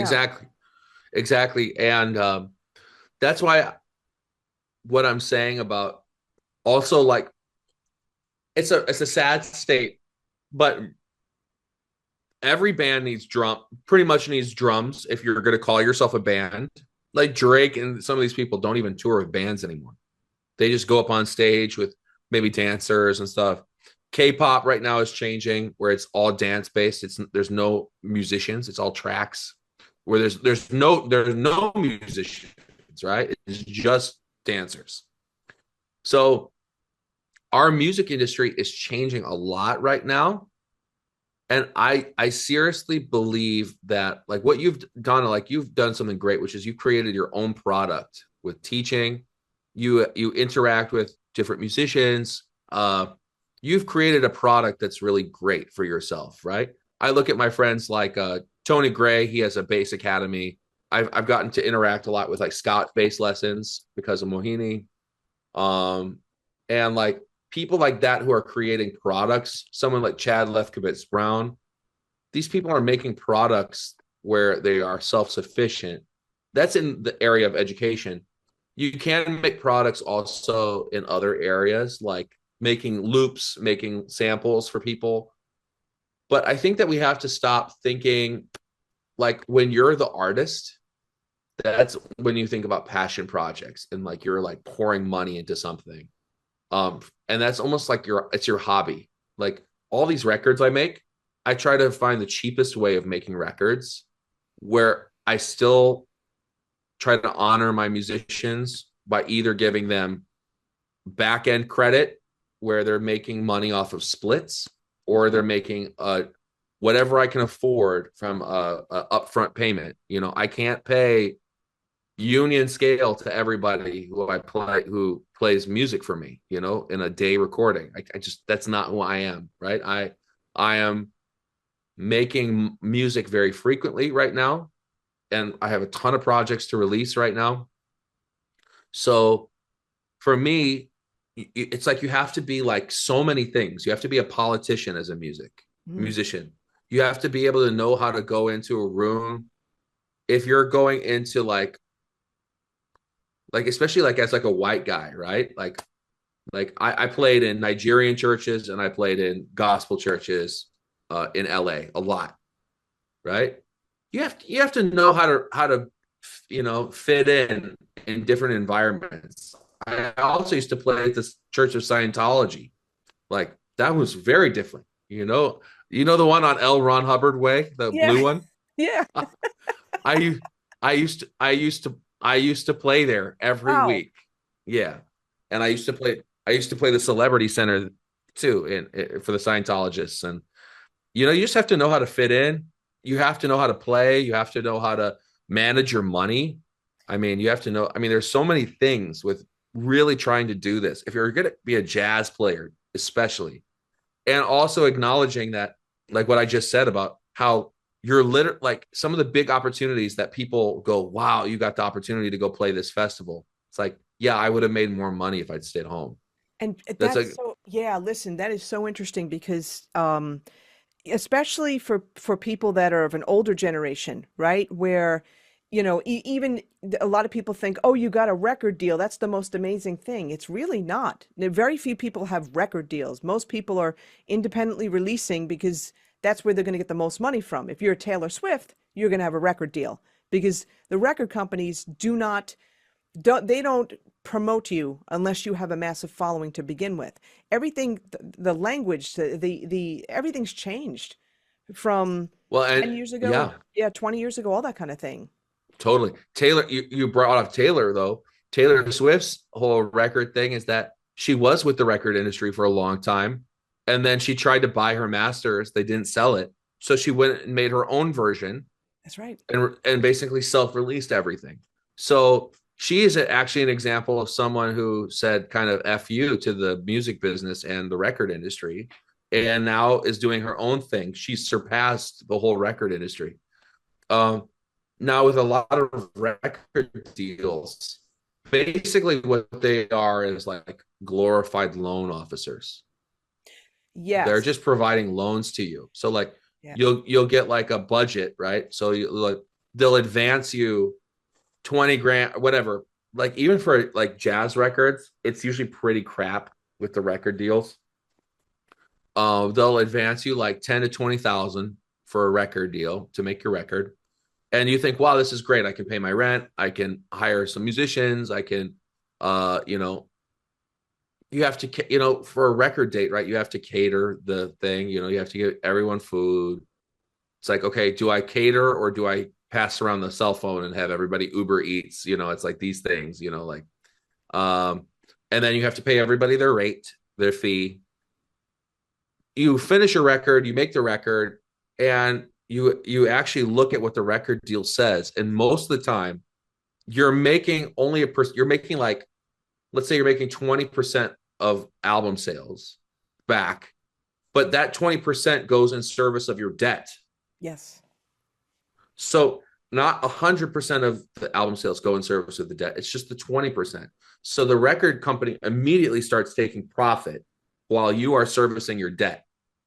Do you know how long it's going to take in this day and age to pay off a $20,000 debt to a record label? It's like a mortgage.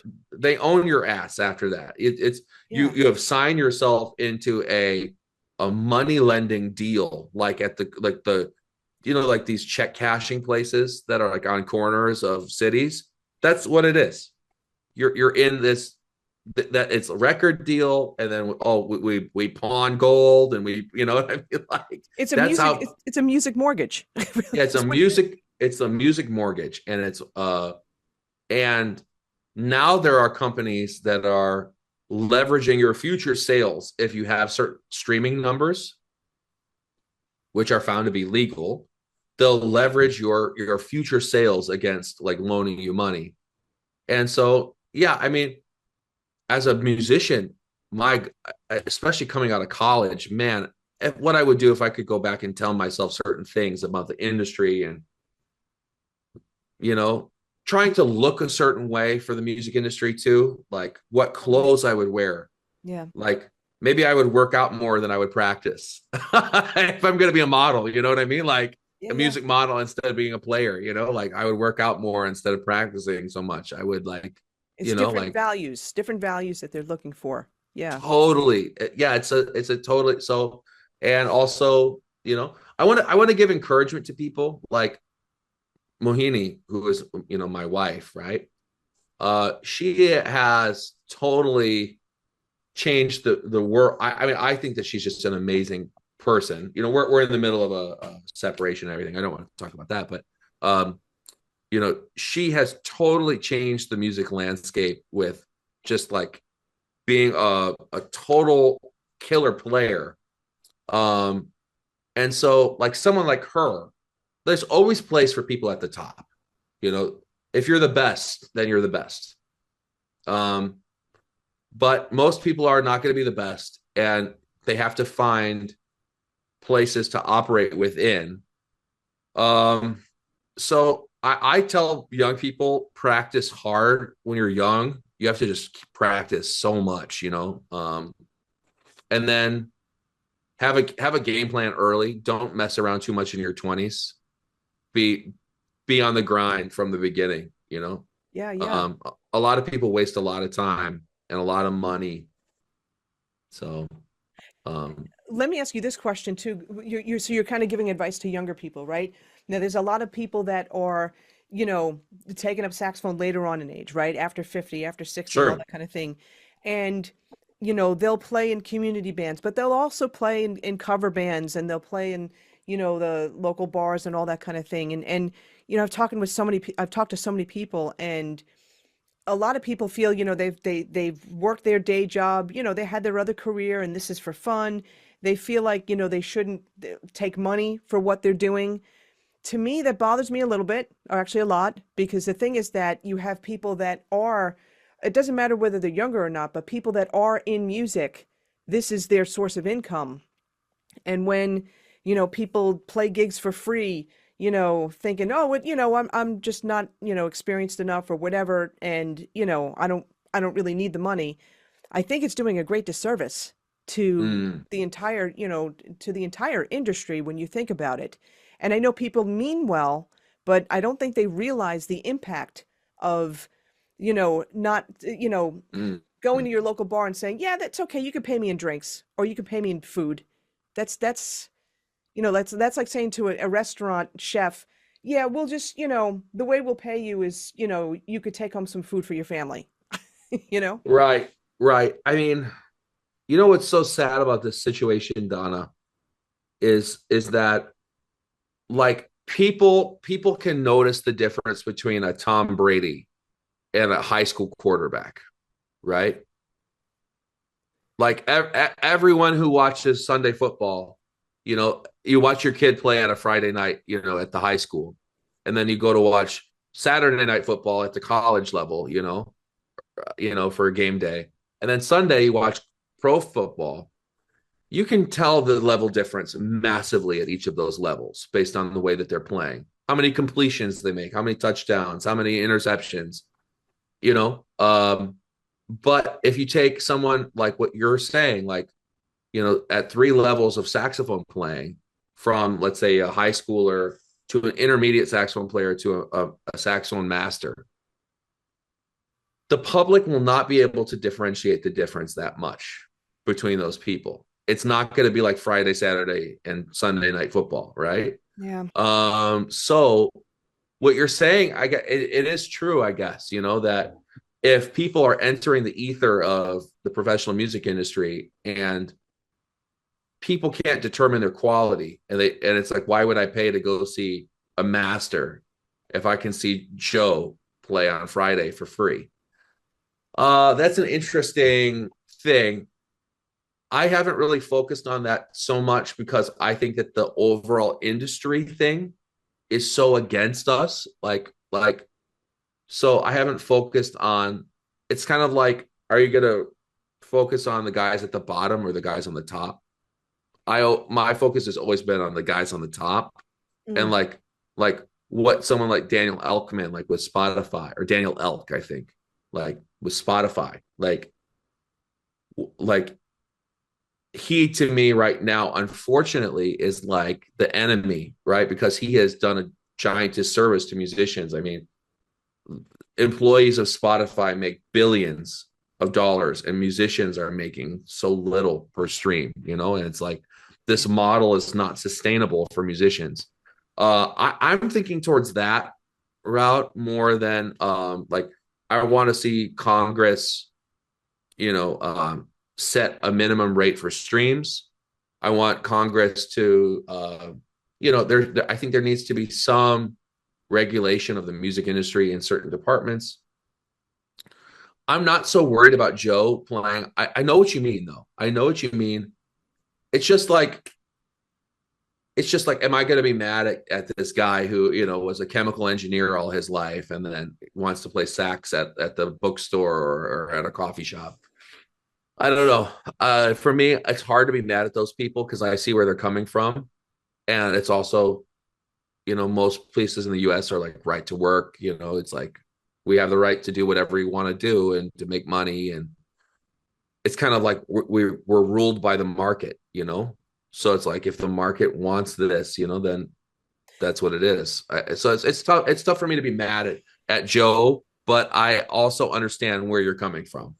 Yeah, and I understand that too, where people are coming from, and I'm not like mad at them per se. It's just that, where a lot of this also comes from too. It comes from education, and it comes Ah, from, if you think about it, if we're taught more culturally from the very beginning to appreciate culture and appreciate, what goes into making art, what goes into making music and all that kind of thing, people will mm. value music as much as they value sports, and then companies will start to value music as much as sports teams value their players. You know what I mean? It's Mm. a societal type of thing more than anything else. But I let me ask totally you, agree with you. Totally, yeah, 100%. yeah, I think it's on a lot of levels. But let me ask you this question, bringing this back to the saxophone for a second. So you've got incredible technique. I mean, your sound is Oh, amazing. thanks. Yeah. So how can you share a couple of tips to people about, Mm. like, actually, there's a couple of things. What do you practice? What do you work on? And if there's some tips that you can share with people. Sure.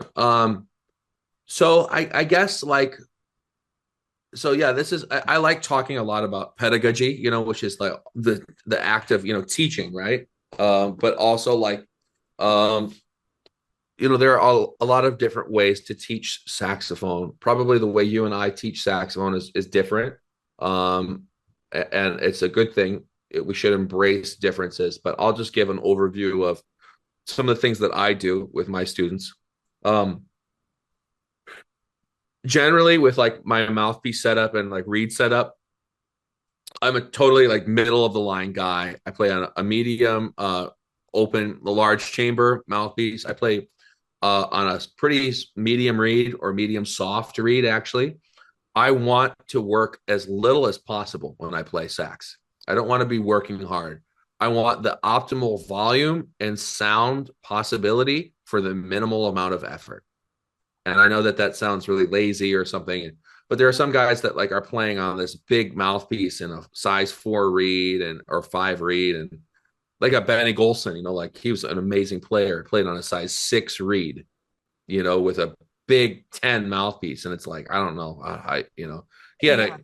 a really characteristic, beautiful sound, but man, I mean that guy was working his butt off to like 92, however long he lived, just playing on this impossible. I mean, basically playing on tree bark and an airplane turbine. You know what I mean? It's like just like, my God, dude, like how are you doing this at your age? Like his core must have just been ripped, like 12 pack. So um so yeah. So I like to play on an easy setup. Okay. So now with playing on an easy setup also means that you have to have more levels of control, because when you play on a medium setup with a soft reed, the reed is going to vibrate on its own. You don't have to put a lot of pressure down. So my embouchure, I'd say O. I peel the lip backs very slightly, top teeth anchored down. I always use a mouthpiece patch because of this. Okay. And what I do is this is a thing that Chip McNeil taught me at University of Illinois, where you have zero pressure from the bottom lip at first, and you just blow air like this, okay, when you're playing. And then what you do is you slowly bring the lower lip pressure up. And the very moment that you achieve sound after putting the lower lip pressure up, it's like this. As soon as you start pushing more, it'll go, it'll start choking the reed. And then you go, so it's,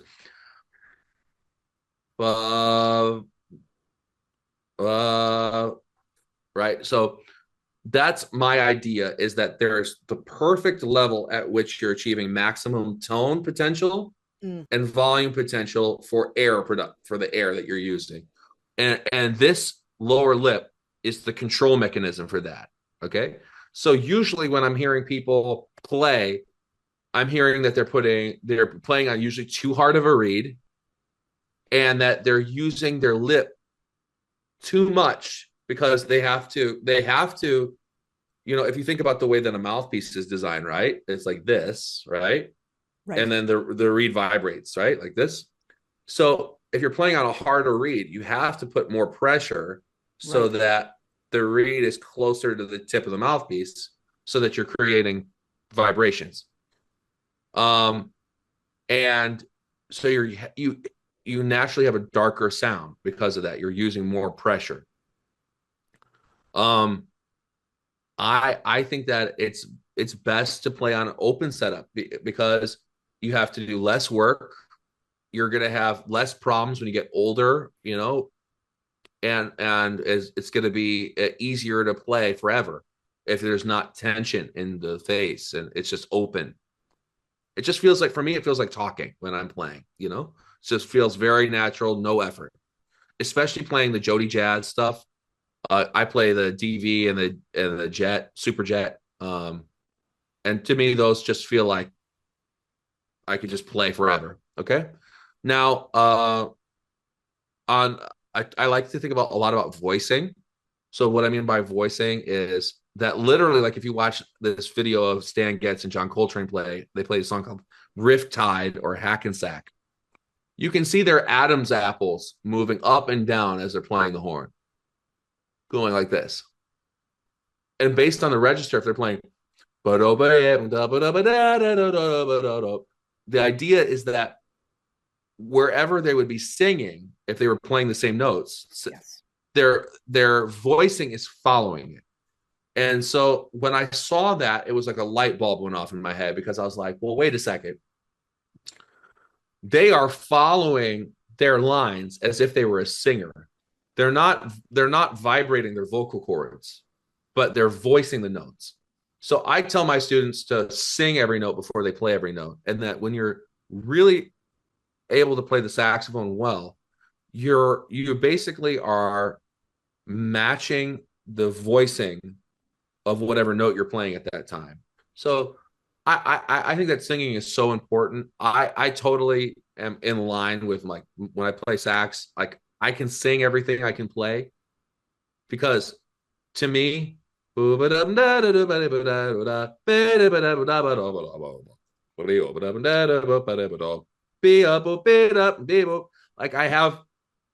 it's just in my fingers now. When I play this, it's there. Okay. So singing and playing a note, like just that exercise of vocalizing things, is really important. Now, I also think that with teaching, it's important to sometimes do the wrong thing to showcase how to do the right thing, so that you have an understanding. It's like, oh, I shouldn't do that. Okay. So sometimes what I'll do is, like if I'm playing tenor, so I'll play D on tenor. I'll sing the note da, but I'm actually fingering the note da, but I'm going to sing the note da.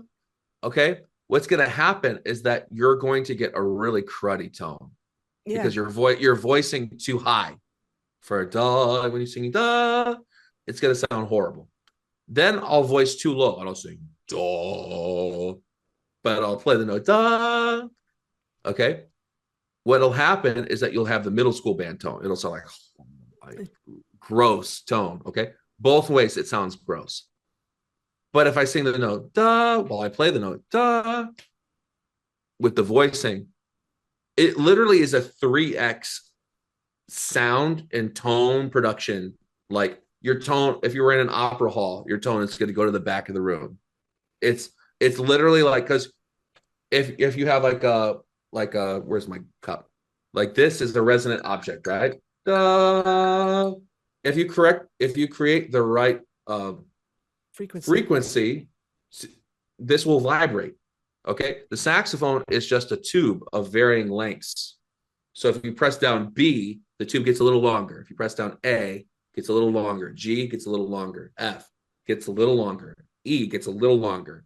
Until low B flat, it's the whole thing, right? It's the whole tube. So you're just trying to resonate different lengths of metal with your voicing. That's the whole idea for voicing, is that depending on what length of metal you're trying to resonate, you provide that correct chamber in your voice box. Yeah, and this goes with what we were talking about before too, before we get to technique. I teach the same thing when it comes to that. Absolutely. And the reason why I do that is because I grew up playing trumpet. And Right. so when I went to college, my trumpet teacher, Vince Penzarella, made me sing everything in fixed do.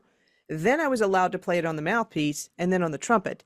So brass players absolutely need to hear the pitch before they play it. Saxophone players, I think, should do the same thing. That's the importance of singing. But this is going to go left field just for a second, but you also play trumpet too.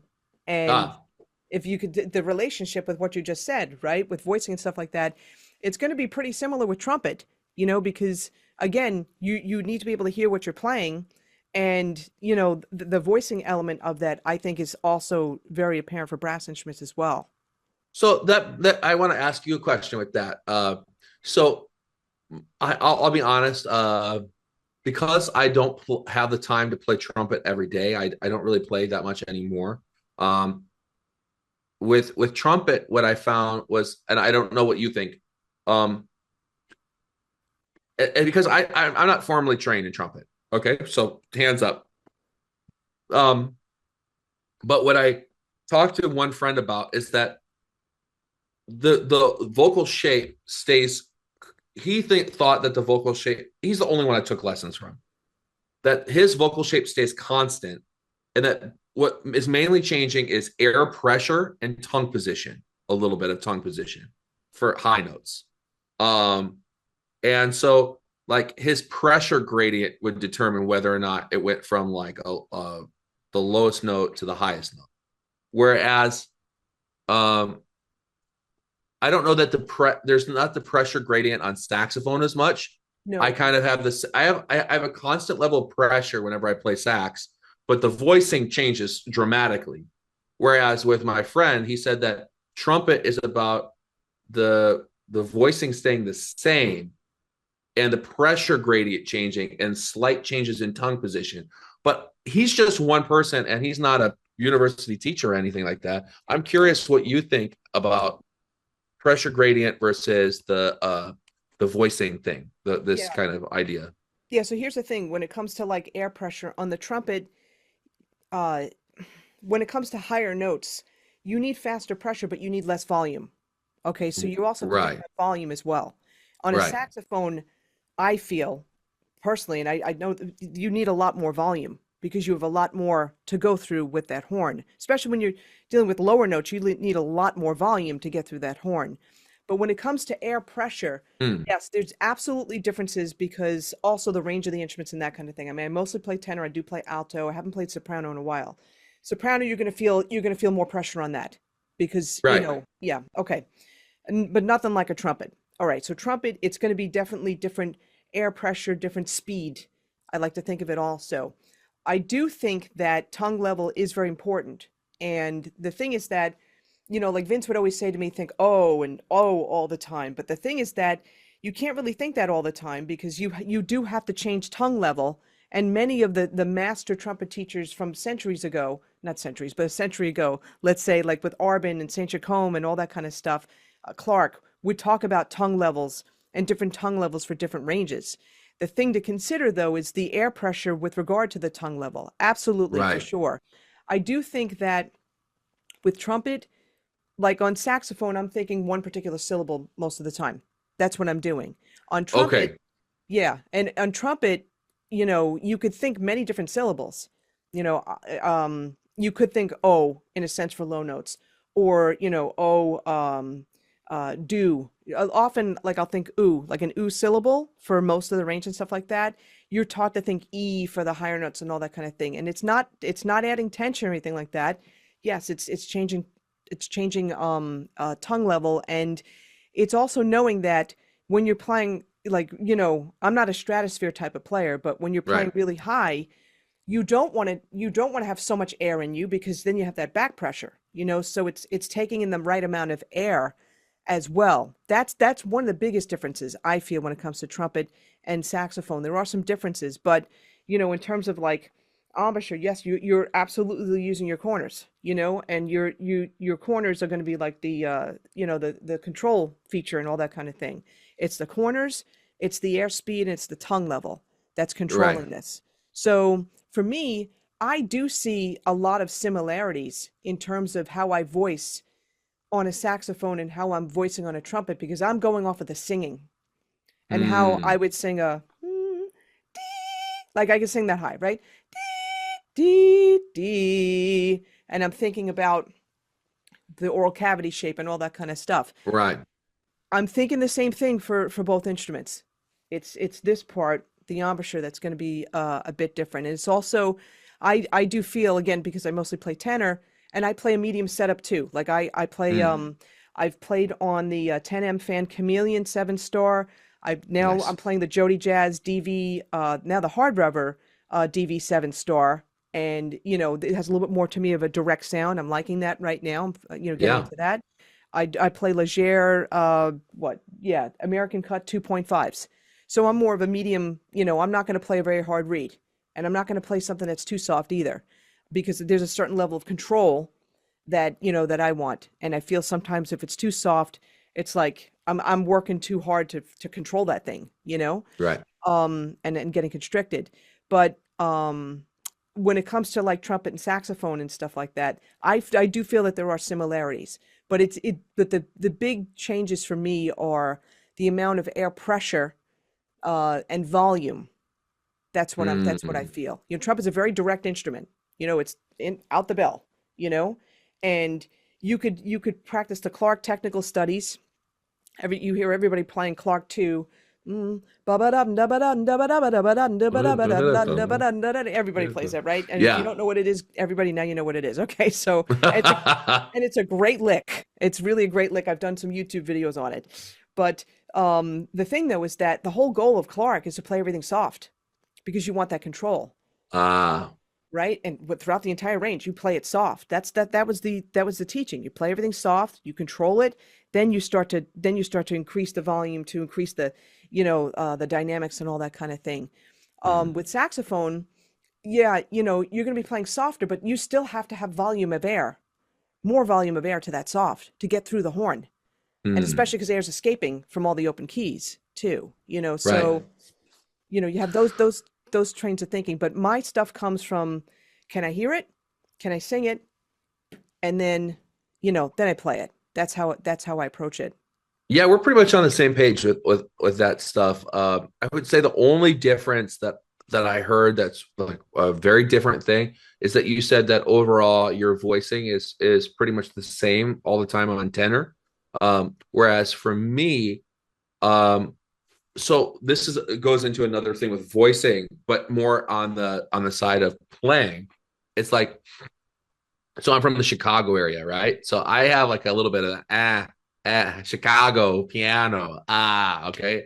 Okay. So this comes out in my tenor playing actually a lot because my normal like voicing that I have is kind of like so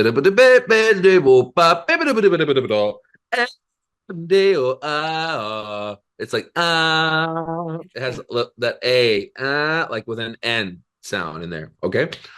But so that's kind of my starter zone, okay, which is a little bit brighter. It's not it's not that, okay? It's like a little okay.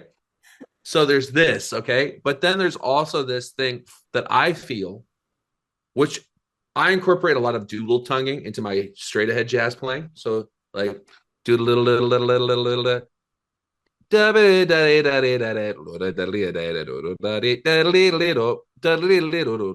like I'm doing this doodle tonguing all the time.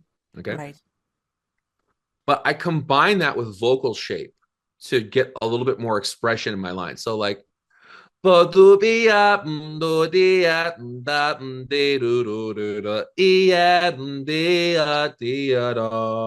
something like this. Like so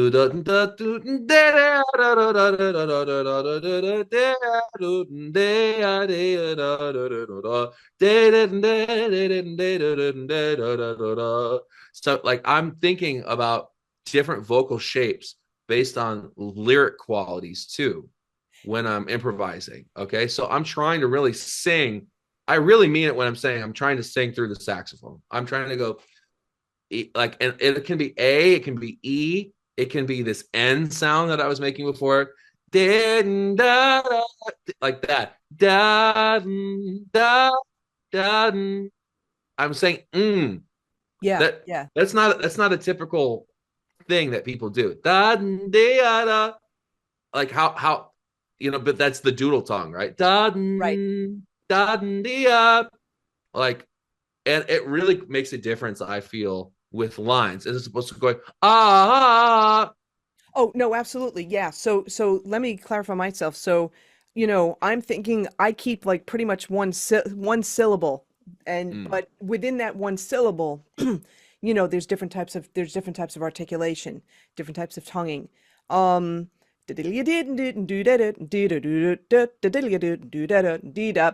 but right. I'm not. My jaw isn't flopping around Oh, all I over the see. place. And that's Right. that's where I get like very technical when, I'm a problem solver when it comes to embouchure stuff. So Right. the biggest problem that I see people having is they don't know how to articulate without moving their mouth so much. And Okay. you know what I'm saying? So like when we Right. explain da da da da do da da da do da do da da bop bop, I am not flopping my jaw around in order to Mm, do that on the horn. hmm Thinking it, but I'm also imitating the way I'm singing it, but I'm also thinking of I'm thinking of like one particular syllable throughout the entire range for the most Mm. part. Is my tongue rigid? No, not at all. Because I can go do, I can go D. You know, my tongue's going to be in Wow, that's different levels. impressive. That's pretty freakish. Yeah, It doesn't sound great, but that was very impressive. I, Yeah. I, I, I Wow. I should have studied more with Bobby McFerrin, right? No, but anyway. Yeah, Donna, that was extremely impressive. I love that. You should clip that. That was very cool. I hope So someone doesn't make a meme of that. dee, dee, dee, dee, dee, dee. I was cool. but yeah, so as the listeners are hearing, like, you know, we're saying a lot of some of the similar things, but there are some certain differences. The thing though is that Yeah. everybody's different, and I feel there's a, you know, difference. You know, obviously you have an Adam's apple. I don't, you know, so there's differences between women and men in terms of feeling things in the throat more. I've found, I feel Okay. men feel that more over here, where I'm feeling it more in the oral cavity. And you know, Oh, I maybe, see. you know what I'm saying? So like there's differences with that, but I'm all about, look, whatever resonates with you, whatever you understand, and if it works for you and you're, you know, you're playing with ease, you're not struggling, and Right. your intonation's good and you're not biting through your lip, Hmm. great. That's what I would say. So let me ask you with the oral cavity thing. Because like I have you ever seen those automaton things? Those like it's like a white looking it has a stick and you like press this thing and there's like a jaw thing and you're going how No. rare. Okay, you should check this out. It's kind of fun. It's kind of like between a real instrument and a kid's toy, but you're basically opening up this like thing's mouth and it's basically like a I don't know, like it's almost like a slide whistle, but it's like a electric thing. So you press it and it goes bam, like anyway, check it out. Automaton. It's really fun. So when I think about the oral cavity, it's you get ah wah wah wah wah. Like if the throat stays the same, you're getting ah wah wah wah, right? Like this, right? Yeah. Like that's the difference that you're getting from just the this part, right? So it's like the size and shape of that. Versus like with the throat, you're ah yeah it's like ah yeah like you have it's I guess it's the whole thing, right? Because it's like if I say ah yeah you're we have these trainings, I guess maybe because of English vowels, right? Right. I o. You have to change the whole thing to get that sound. Because if you keep the throat in one position, wah, wah, wah, yeah, wah, wah, wah, it doesn't change the vowel sound, right? The vowel sound comes from here, and then the shape. You see what I'm saying? Yeah, I think so. And it's also the timbre when you think about it too. But I think my whole premise is, and I go back to my brass playing. Right.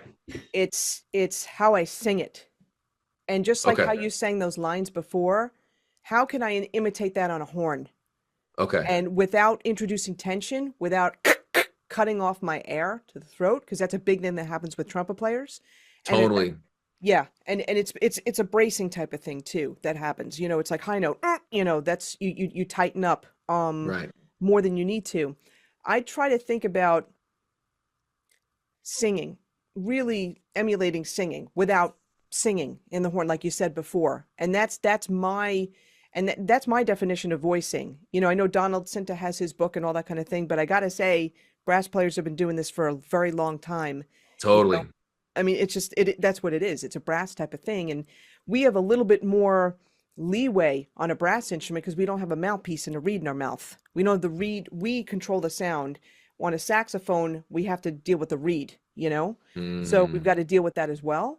But I think that everything's got to stem from singing. And if you can't hear totally. it, if you can't sing it, you're not hearing it, you know? That's the whole thing. And it's a question also of the style of music you're playing. So if you're going to be playing a lot of pop and I'm going to say fusion also, where you're going to want that sound to be edgier. You're going to be thinking about certain syllables to use when it comes to that. If you're playing more Right. classically, you're going to be thinking about warmer sounds. Unless like on a Right. trumpet, if I'm playing like a fanfare, that's got to be, you know, even oh, those oh God, those trumpet calls. I think it was it the Beethoven ones? Forget it. And even if it's like Shostakovich or something like that, Russian music, I'm going to be thinking more of a darker kind of sound, you know? Mm. Tchaikovsky, I'm going to be thinking about a different type of sound. Copeland, I'm going to be thinking about a different type of sound Right. classically. You know what I mean? So it's letting the music inform the timbre and inform, I guess, the you know the oral cavity. Now for someone who's just starting to play an instrument, you're not going to know any of that stuff. You're going to be like, what is it, Right. crack? You know, I mean, seriously, tell me. Yeah, I But bet people, yeah, yeah, watching me talk to, oh yeah, well, people are gonna think I'm crazy. people think I'm nuts too, especially after hearing me go dee dee dee dee dee dee dee dee. I just had to do that again because you laughed at that.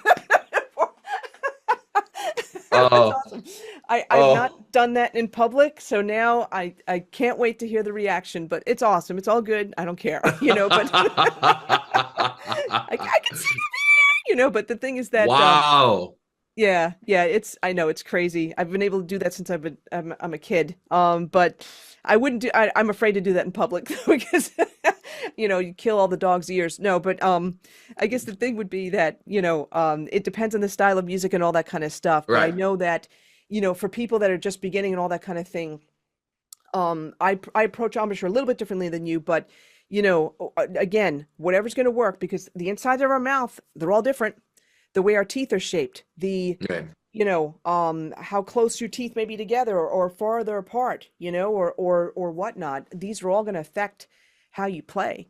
You know, there's no Totally. question about that, you know, and you could be limited too. You know, like my teeth, I wish they had those I had braces when I was younger, but they didn't have the palate expanders. I wish I had one of those because my teeth are really close together. It's narrow inside for me, and that's annoying. Mm. But on the same token, you know, I can absolutely, I don't have to totally spread my tongue out for the edges of my tongue to touch the top, you know, the like the top molars and stuff like that. You know, I could angle differently. You know what I mean? Right. So we're all different in that way. But let me ask one more question when it comes to technique, though. Like, how Sure. did you develop? You know, just like your fingers are resting or pressing on those keys, like you're flying through there. You know, how did you develop that? Who instilled that in you? Um, hmm. So I'll say this just about my practice. I feel like every question you ask, I start somewhere else and then I eventually come back to it. So let me try to answer it first. Um, the most important thing I think you can do is to take certain phrases and just play them over and over again, like become a master of very micro things. So like you saying the Clark 2, that's a great one. There are some people that can play Clark 2 at like super lightning fast speeds, right? Because it's like they've played it every day, all All of our lives. all. Yeah. So it's like, okay, how many other things can you approach like that? You know what I mean? Where it's like you learn a lick at all in all keys, and you can play it at any tempo, basically like at silly tempos where you would never even play it, you know? Um, the more stuff that you can do with that, like where you can play, uh, and what's going to become very apparent, like something that Brad Lely, my teacher in college, did, is my fingers still have sometimes a habit of flying off the keys. Like when I play, like I'll play like I'll go D D, and I'll play the high D, palm D, and my hands will go yeah, like this, like jazz hands, you know. And so so that's really bad. You know, it should be D D. It shouldn't be too much of popping off. You should pretty much try to just do this Wrist. instead of Yeah. like that, Yeah. things like that. So I started practicing in the mirror, trying to observe my bad habits. Once I observed a bad habit, try to correct it as much as possible. um I guess a lot of it has to do with also like melodic things too. Like I'm really passionate about enclosures and chromatic passing tones. So I think that that the key to playing bebop is enclosures. And so like you have upper neighbor tones, like, right? So if we're playing C major, try da da da da da da da. We have D C F E A G D C. Those are our upper neighbor tones. Okay. Our lower neighbor tones, I usually like to do chromatic lower neighbor tones. So B C E flat E F sharp G B C. Okay. So if we combine those, we get what's called the enclosure. D B C F E flat E A F sharp G D B C. So so or you could do D C B C F E E flat E A G F sharp G D C B C. So that is a great. So if you're playing a solo, like you're playing Cherokee,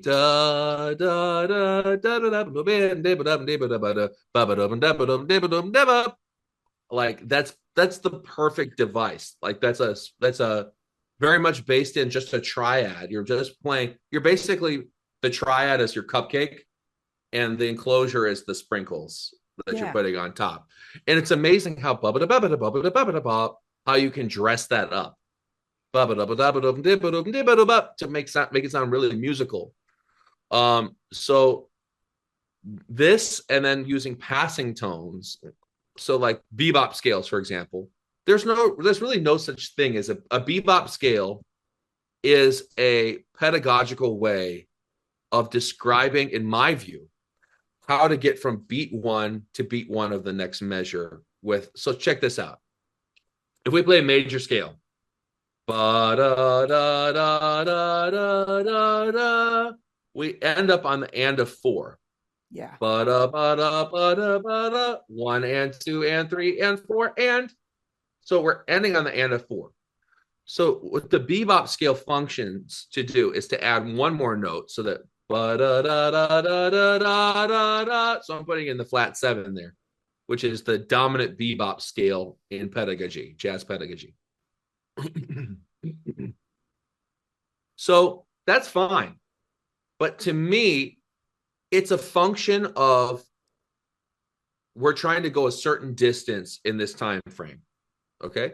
So I have another exercise that I do that to me is the same function as a bebop scale, which is that if we start on an E on beat three and we want to land on C on beat one of the next measure. So B da, so E to C, E to C. We can go chromatically down. We can go E, E flat, D, C sharp, C, D, D, D, D, D. Or so the idea is like E, D, C, E, E flat, D, C sharp, C, E, E flat, B, C, E, D, A, A flat, B flat, C. Like we can do these sort of things. Like so, the idea being, how many different permutations can we make of getting from this note to this note? Now, what I think about chromatic passing tones is that basically you get a feeling when you play jazz of how many chromatic tones you are away from your resolution note. So a lot of, for me, playing music is like I'm just trying to hit that resolution tone eventually, and I'm going to use these passing up. I'm doing all these things to find my resolution tone eventually, but I'm using the chromatic maneuver. It's like boxing a little bit. You're using chromatic tones to maneuver around to get where you're trying to go eventually. But like but let like it's like how many times are you going to do it? Like in a single enclosure, let's say we're targeting da. Okay, the simplest one is da da da ba da da da da, like I'm doing like a diatonic second above, ba da da, half step above, da da. So Yeah. whole step above, half step below, half step above, half step below, target note. Yeah. So these things about enclosures and doing chromatic passing tones, it is literally, to me, it is the heart of what makes bebop fun and interesting and more free and linear. It's what gets you away from playing super pattern music where you're getting to enjoy. You feel more like a drummer where you're just trying to figure out more about the time rather than your notes. Because as long as you have the target, it doesn't really matter what you play before. It's like if you good time, good intention, it's going to sound great. That's my opinion. No, I think that's great. And I like the way you distilled that. You know, it's I want to go from here to here, and let me think of all the different permutations to do that, and keeping in mind the timing. I think that's Yeah. awesome. I think that's an awesome tip. Well, listen, before we go, okay, this was Mm. incredible. This was so incredible. There was so much that you covered, and you know, so many valuable things too, and just the way you've approached from a very young age, realizing, okay, is it going to be ed or is it going to be performing? You know, I kind of want to go the performing route. I understand the value of education, but I want to get the experience first. Then you've gotten all this experience that's different than most people because you've gone to all these different countries, right? And Right. different cultures and all that kind of thing, but also thinking like a producer, which most people, now I would say many people don't do. Now they're going to start to do this, right? But also thinking along those lines and carving out a niche for yourself where you've arranged for horn sections, you've been in horn sections, you've performed all over the world, and then you're seeing the production side of things. And you're not just producing horns, you're producing all different types of things. So all these types of things, but understanding that we just had a conversation about bebop and how you distilled that down into, okay, and I say this to my students all the time, theory comes from it's not the theory first and then the music. No, the music happens first, and the theorists, the teachers are the ones that are just trying to explain it to you so that we Right. can make some sense out of it. But the fact of the Bingo. matter is, yeah, people have Totally. heard the stuff, they played it, sounds good, boom, we're going to use it, Mm. and now it's us just trying to figure out, what do they do? What do they do? And really what it is they just played something that sounded good in their head, right? But That's right. that's the practical thing. And this whole conversation was about practicality, was about being practical when you think about it. And practicality, coming, and I'm writing down this theme, coming from like life experience, really, when you think about it, because that's been your whole thing, Yeah. and that's why now, like, as you're teaching, and as you were saying, and I wrote down a note, Mark teaches producing and writing and all that kind of thing and arranging, whatever.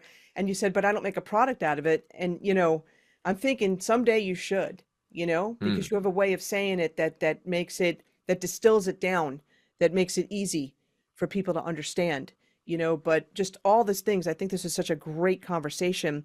I know you've got a lot. You've got the India Jazz Casual album out. It's out on Bandcamp. We're going to put the link in the show notes in the description for this. We're going to put the link to your website, to Instagram, and also in terms of, yeah, like, so where, I should ask you this, where can people find you? Let you answer this. We'll put the links in the show notes. Totally. So I'm going to be in Bahrain at the Bahrain Jazz Festival in a couple weeks here. We're playing at I think there's a big golf club that they have, and they're setting up a big festival ground there. There's going to be a tech festival in Saudi Arabia. I cannot remember the name of it. I'll be back in India for the month of December, so I'm playing all over the country in December. In January, I'll be at the Blue Note Shanghai and Beijing. Wow. I think that's like January. I think it's like the 9th and 10th, but I have to check. It'll be on their website. So for all of our Chinese people that are tuning in, then I'm playing Mohini Day Trio in January. the most notable show we're playing the Blue Note New York. This is my first time ever playing the Blue Note in New York. Awesome. That's the 27th of January. Um, Besides that, maybe just to talk a little bit about some of the projects that I do. I have a project with Darshan Doshi and myself. It's Darshan Doshi, Mark Hartsuch, called Better Than Sax. We have Better Than Sax 1 and Better Than Sax 2. Our recent album, Better Than Sax 2, just came out. So I would encourage people to go check that out. It's kind of the hybrid of drum and bass music and jazz, which I think is a really cool thing. Again, a lot of production stuff. It's just drums and sax in our duo. So it's just pre-recorded elements. I would have people go check out maybe the song Legacy Makers. I think that's a really great one from that record. Better Than Sax 1. Where's that Um, available? Is it on Bandcamp? it's not on Bandcamp, but it is available on all streaming platforms other than Bandcamp. Got it. Okay. The project that I have with Mohini Day and Gino Banks is called Ma Moji. Ma Moji is progressive rock fusion music. Like I was saying, it's like the combination of like you have like double bass kind of metal drumming at some points with along with fusion drumming with very fusion-esque types of chords and melodies. We have a song called Harmonic Embrace that kind of incorporates certain the middle section has a really cool unison that is very Indian inspired. So I would have people go check that out. That was kind of a viral thing that it went viral on Mohini's page. We played like this video of us. She was like sitting on my knee, and we played outside, and people really liked that. So that's Harmonic Embrace. I'm putting out some horn music of horn section stuff here in Nashville. I live in Nashville, so I play around town here more and more these days. It's kind of been funny. Like we played in Tokyo and Osaka in Japan at Billboard Live, and then I came back to Nashville and played a country gig on Broadway, which is like, Okay. I you was know, going to ask you what so made you move to Nashville because that seems, yeah. well, the reason why we moved to the reason why we moved to Nashville is because Mohini had already tried LA with me. She didn't really like it that first time. Partially, it was because she wasn't working at the time. She was not on the right visa to work. So I was basically working and paying our bills and stuff, and she was at home and doing her recording projects and stuff, making money back in India, But she really at the time did not like LA, and I loved LA. LA was my home pre-pandemic. When all the gigs went away, I lost my shirt. You know what I mean? So that was very tough. I was at a great place in my career, and so obviously the pandemic was so tough for so many musicians. So that's when I moved back to Chicago, and then I moved to India after that. That's part of the reason why I probably would never have left LA. But Nashville kind of seemed more like a place for it's more affordable. Like this is a 3-bedroom townhouse that I'm in right now, and I pay under $2,000 in rent. Wow, yeah. So it's just like it's things like that. It's we wanted more space. We wanted a little bit more quiet life and stuff. But now both of us are also kind of like headed in our own directions in terms of relationship stuff. Musically, we're still collaborating with each other. Right. That's really great that we get to have our musical life together in spite of,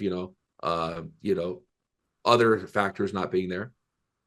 But she may move to LA. I might move back to LA at some point. I am kind of in a period right now where who knows, maybe I'll go abroad too. Maybe I'll go to London, or I'll go to, I'm kind of open to experiences right now because I would rather be just making a lot of music and kind of, there's a phrase that I love that I got from one of my church people that I played with back in the day, which is get in where you fit in.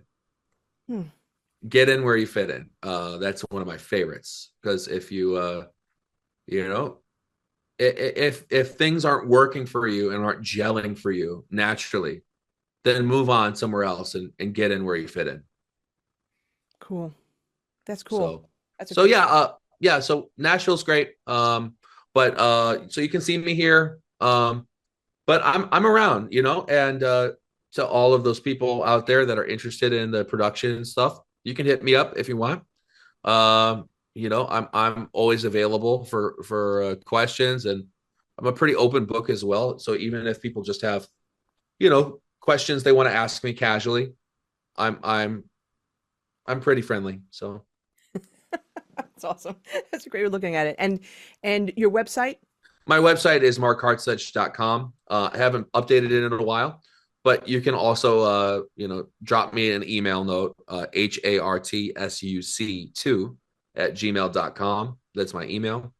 Or you Cool. can direct message me right on Instagram. And yeah, would love to, stay in contact with you, Donna. I think you're a great person. And I'm very happy that you had me on today. I think you're awesome. And are you going to be back at NAMM next year? I hope so. Yeah, I will be for the Everything Saxophone podcast. I'm hoping to do that. And well, you're going to be abroad playing. Oh no, sorry, you're No, going to be Blue Note, New York on the 27th, right?